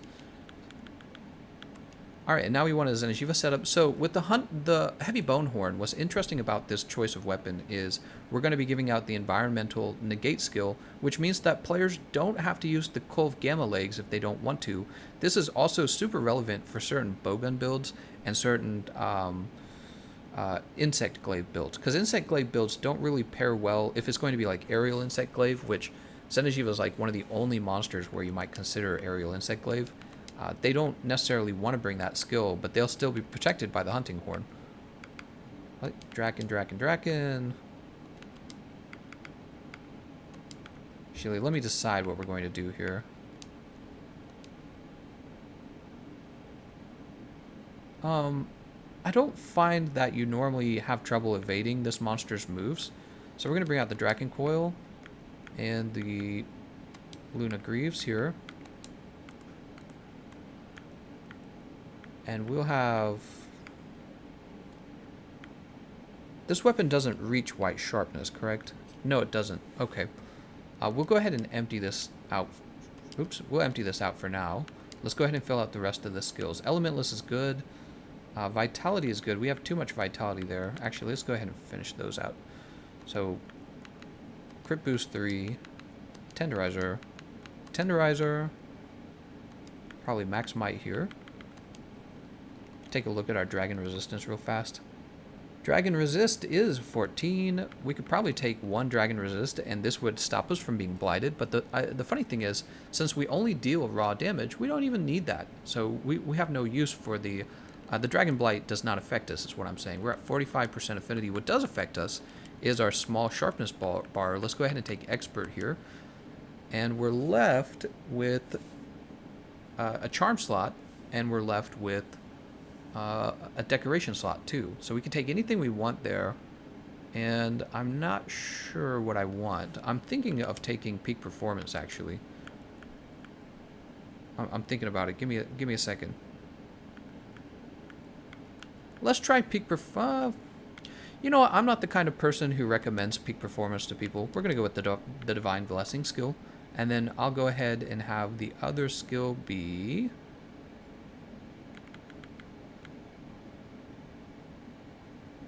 I guess we'll take Evade Window. Yeah, I like Evade Window quite a bit. Alright, so I'm a defensive skills kind of person. Do we have Sonorous? We have to have Sonorous. Alright, we're missing Sonorous. This comes off, Sonorous comes on. There we go. Alright.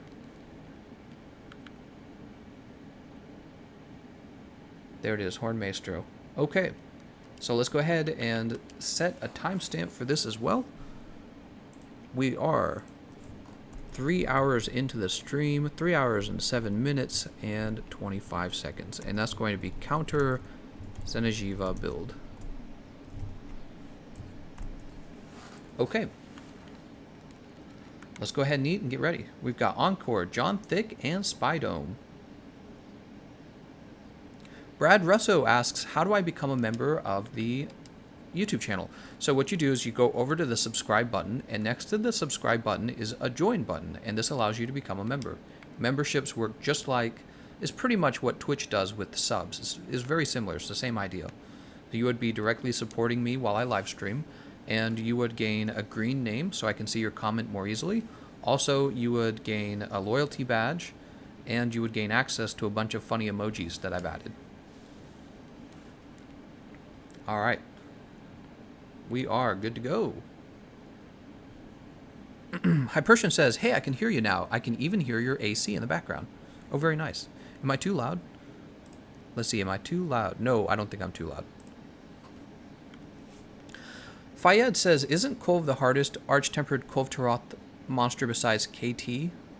I don't think you meant to say that in your question. It doesn't make sense. Alright, we're going to get attack up large going. And then over there you can see we have this thing called environmental damage negated, and this negates that hot floor that Xenojiiva has. I don't know if Spydome will get it here. He's going inside.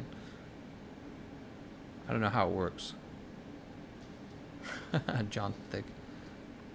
Alright, there we go. And now we might as well run out, because I can tell you that Xenojiiva's running out. Would you say peak performance is not good for the casual player? Yeah, I would say that actually. I would say that. It requires you to have full health, and too early on that. I'm wondering if you can roll through his roar with a single level of evade window. Oh wait, I don't have that level. Yeah, I would say that peak performance does actually give you a nice little extra chunk of damage, and you have the option to increase your damage that way, or to do something like take, let's say, Divine Protection, and Divine Protection will reduce the damage of a monster's attack by 50%. So when you're thinking of it like an equation, you can either deal slightly more damage or take half damage. And, right, you can't roll this. In a perfect world, you would dodge 100% of the monster's moves. And when you're at that level of skill, that's when you start caring about peak performance a lot more. The vast majority of people will not dodge all of a monster's moves. In fact, when I play a game, I carefully watch. Okay, Spydome doesn't have the skill. Let's give it to him. I watch everyone, and almost every single player constantly takes damage. They constantly get hit by something. That's just the way it is. So when somebody recommends to take a small margin of damage extra over taking a significantly large amount of defense, I think that this is kind of because there's a culture of thinking that the most important thing in this game is to deal as much damage as you can. Whereas in most RPG games, it's actually not like that. In most RPG games, you try to optimize your set for both the defense and offense. I think a lot of it comes from the fact that people speedrun in this game, and when you speedrun, it looks really cool, right? But you don't ever get to see the speedrunners abandon many of their quests before accomplishing the perfect RNG for the monster's moveset that they needed in order to get a really good-looking speedrun, you know, like a world record. So there's this, I believe, this distorted perception that as an RNG game, you should be putting all of your points into attack, when you actually are missing out on a very efficient amount of defense. And I'd like to change that perception a little bit, because I actually came from a lot of RPG games like Mass Effect, Dark Souls, probably more. I've been playing games for like my whole life, right? I would need a moment to think about it. RPG games. And yeah, so there's a cost to taking slightly more damage, like with peak performance. And for somebody who wanted to create a world record speedrun, peak performance isn't just good, it's actually necessary. You must have it. But let's say you're just trying to defeat Xenojiiva, which is what the majority of people are trying to do. They're just trying to defeat him. It's not good advice to tell that person that he needs peak performance on his build. Let's go ahead and chop this tail. Did you know that the hammers and the hunting horns get good damage on the tail for this guy? Let's get this attack up extra large going. New member Deathwish. Thank you for joining, Deathwish, and thank you so much. By the way, this episode brought to you by Deathwish and Kelvin Smith, too. Kelvin's been so generous. There's that Shuckle. Going for the tail. When he glows, I'll go for his chest, but when he's not glowing, I'm going to mess around with the tail a lot.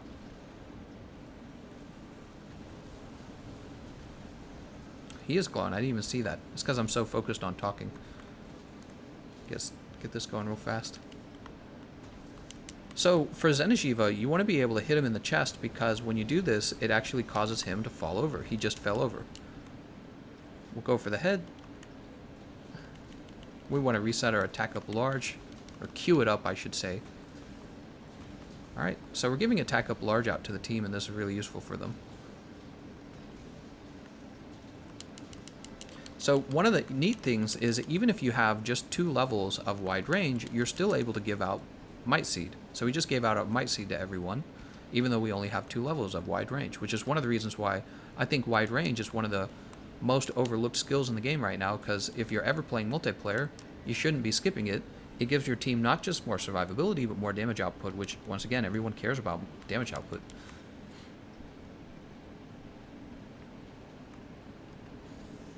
Xenojiiva? Dude. We got rocked there. He got us. We're going to reset the environmental damage negate buff next.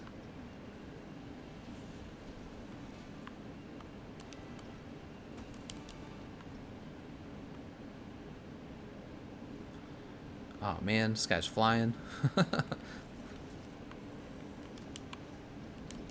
He's so annoying when he flies. Oh, he didn't like that.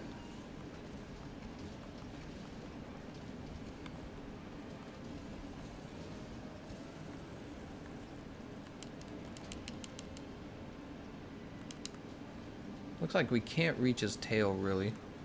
We'll go for the hands when he lands. I mean, we could attack him on his back legs, but his back legs take, like, no damage. Oh, I can't believe that missed. It's so hard to hit this guy. Let's go ahead and pop that temporal mantle next. Oh my god, the tremors. Fight Xenojiivas. Jesus. Go ahead and put this on. Alright, we need to reset our self-improvement buffs.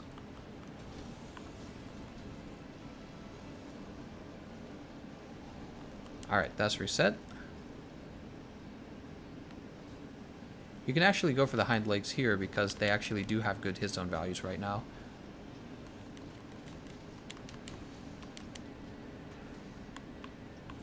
Brr, brr, brr. Oh, the tail's cut. Holy heck. Somebody was doing some good damage to that tail, because that tail does not cut easy.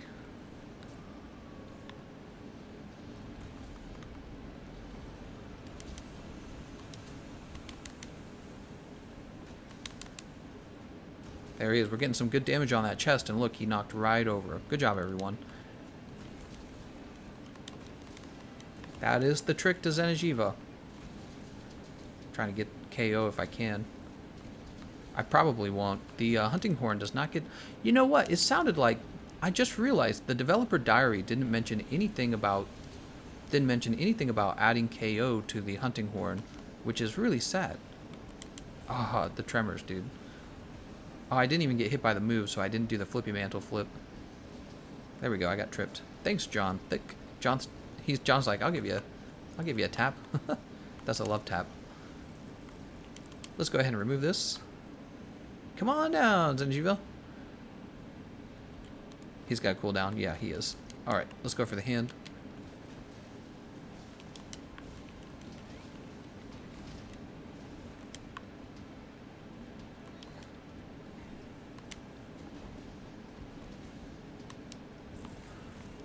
Where's my Dragonator? That's right, noobs for breakfast.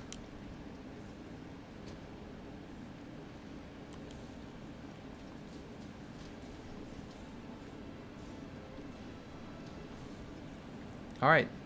Environmental damage negated has been reset. It's very important. We want to be consistent for our teammates. What are we at? We're at 7 minutes. Something tells me we're doing well. Part broken. Nice job, guys.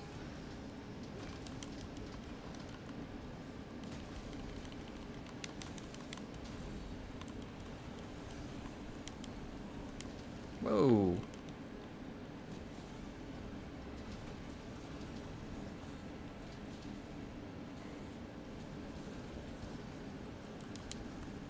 Alright, he's jumping in the air. Oh! We don't want to mess with that. Ouch, he shot us. He shot us. Let's go ahead and have the demon powder for our teammates, and then we're going to have the might seed for our teammates. We'll go ahead and heal up a little bit. Make sure we're keeping that damage output up. Looks like the other hand needs to be broken now. Let's focus on the other hand.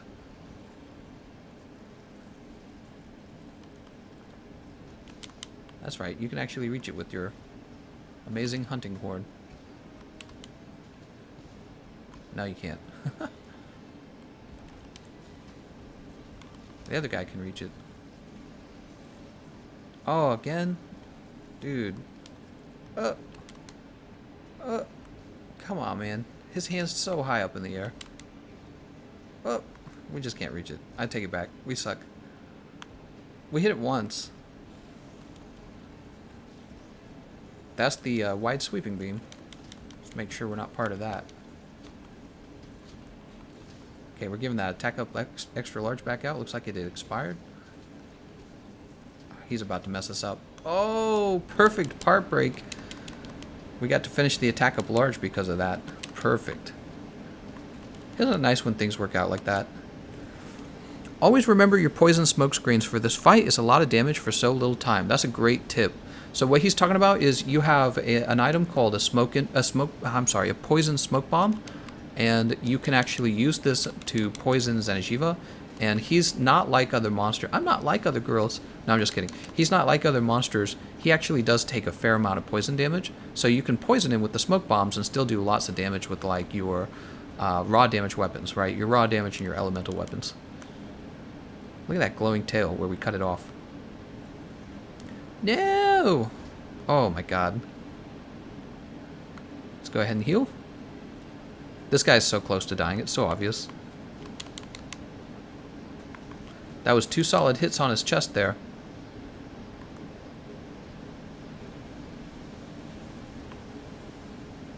And he's gone. Thank you very much, everyone. Nice and fast. I like that. That keeps the live stream moving. Go ahead and carve this Xenojiiva tail. We were out of one tail. Oh, right. It's Nergigante tail that we're out of.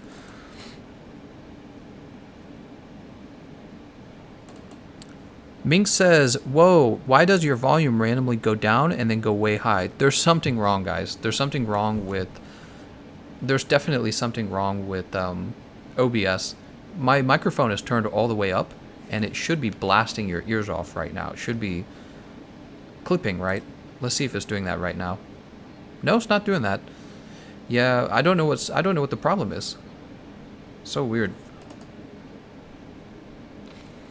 Alright, good job everyone.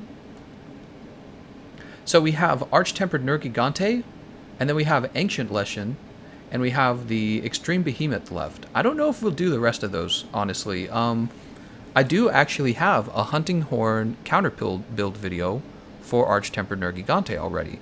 So it would make more sense if I simply talked about it in this video, rather than showed the whole fight. And then for Ancient Leshen, I think about it. Ancient Leshen, you would probably take that healer build. For Extreme Behemoth, it depends on what you want to do. Damage dealer versus play healer. You could do either. So I tell you what, for the last 4 builds, I'm not actually going to do runs on them. I'm actually just going to show the actual builds off. Because again, I have a lot of footage of the last fights, right? So starting with Arch-Tempered Nergigante, I believe what we did was a Blaze setup. So Blaze probably would have gone, if I didn't go with Empress Coil, I probably went with Tool Specialist. But you could actually do this alternatively, Evade Window. So you can have Evade Window 5. This is again kind of overkill, but this weapon is so efficient you're able to afford it, which is one of the reasons why I really love this weapon. To me, this weapon is like the Sleep Hammer of the Hammer class. This weapon is. And in this case, it would be the Sleep Hammer of the Hunting Horn class, right? So let's go ahead and get this Tenderizer Jewels on, Tendies. Alright. Max Might is there, and Max Might's here, and you could even take a level of protection if you want. So look at that, 55%. We could probably blow it. No, we're going to keep it at 55. Right? Alright, so health boost, Evade Window. So Evade Window, again, it could be traded out with something else. You could take Healing if you're on a team. You could take Tools Specialist. You could take Divine Blessing 3 if you think that you're absolutely garbage at dodging and you expect to fail to dodge. But let me say this about Evade Window. It's a terrific trainer for dodging, and it really, really does forgive you if you've made a mistake. So, and we've got a level of Divine Blessing in anyways, so who cares? So yeah, this is going to be Arch-Tempered Nergigante. Let's go ahead and look at it from the item box. Might be slightly different than the one I recommended in the counter build video for Arch-Tempered Nergigante, but you know, those videos aren't just about, they're not just about the build, they're also about seeing how the player is using the build.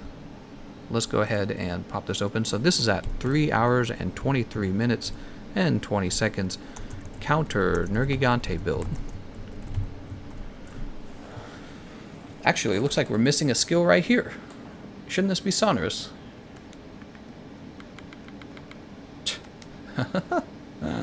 Alright, there's sonorous. And let me just make sure there's no mistakes. Ah, we have too much health boost. We did that last time. Alright. Alright, wait a second. Why do we have too much health boost?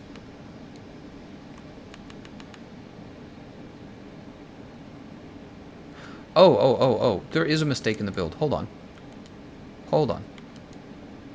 This is supposed to be Draken. My bad. Let's go ahead and fix that now. Hornmaester is already on. We have Vitality now. There's Attack Boost 4. Weakness, Max Might. Alright, perfect. And let's take a look at this again. We're at 50%. Perfect. Alright, let's change that. We're going to change that to 3 hours, 24 minutes, and 30 seconds. Okay, that's the counter Nergigante build. Let's go ahead and get a build for Ancient Leshen, right? So for Ancient Leshen, you could go ahead and use the healer build that I had mentioned before. But let's say, well, yeah, I feel like no matter what, you would actually take a healer build because a lot of his moves are actually easy to outspace the Ancient Leshen. However, the bigger problem is that your teammates are always needing healing because he is the monster that deals a crazy amount of chip damage. He's like Vaal. Okay, so those come off. We need to change the coil back out to Draken. Alright, the Draken coil again. Let's go ahead and reset all this just to make sure we don't have any mistakes. Alright, so let's go ahead and put the Sonorous Jewel up here. Do I recommend the Empress Roar Blaze for Ancient Leshen? Absolutely. And where is my Sonorous? Here it is. Sonorous, Health Boost, Crit Boost, oops, Tenderizer, Tenderizer, and Tenderizer. And then we're left with these skills over here. Let's go ahead with Maximum Might. Maximum Might. We got one more slot. I'm actually going to put in Protection. It looks like we have too much affinity. We have 65%. We're going to go ahead and drop... Let's drop these two right here and fill them with Gobbler. Gobbler's nice to have if you intend to heal your teammates because, you know, we drop the Protection too and take Satiated. I believe this is the same build we already showed earlier. Where's Satiated? Really? We don't have a Satiated already slotted? Crazy. Alright. So, I'm going to go ahead and write... What time is it? It's 3:26:45. Counter... what's his name? The tree. Ancient Leshen. This build for the Ancient Leshen can also be used as a healer for the Behemoth. I'm going to say X Behemoth healer. But now let's go ahead and get a Behemoth damage build. And I think if you're going to be running damage, you probably do want to swap back to that. Let's go ahead and grab Drachen Greaves. You do want to swap right back to the Emperor's Coil.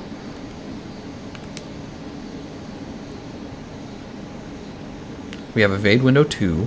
We're actually going to go Evade Window 3. It's just so powerful. It really is. Evade Window 5 is just so crazy.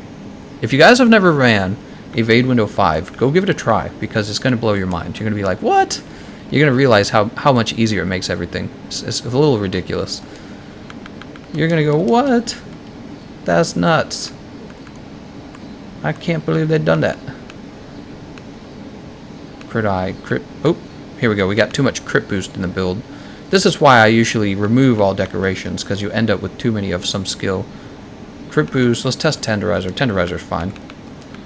Alright, so we need Sonorous. We're left with one decoration slot, right? So probably, I mean, you could take Brace, but I'm actually going to take... How's our fire resistance looking? Probably really bad, right?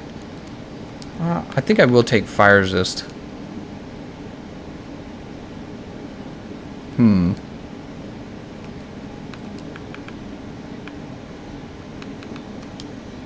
have trouble with this. The Behemoth is such a toss-up, you know, like... What do we got? We got 50%. We're going to give up that 5% affinity from that 4th level of... Alright, that brings our fire resist up to 7, so you can eat for elemental resist large at the canteen, okay? That's the point of that.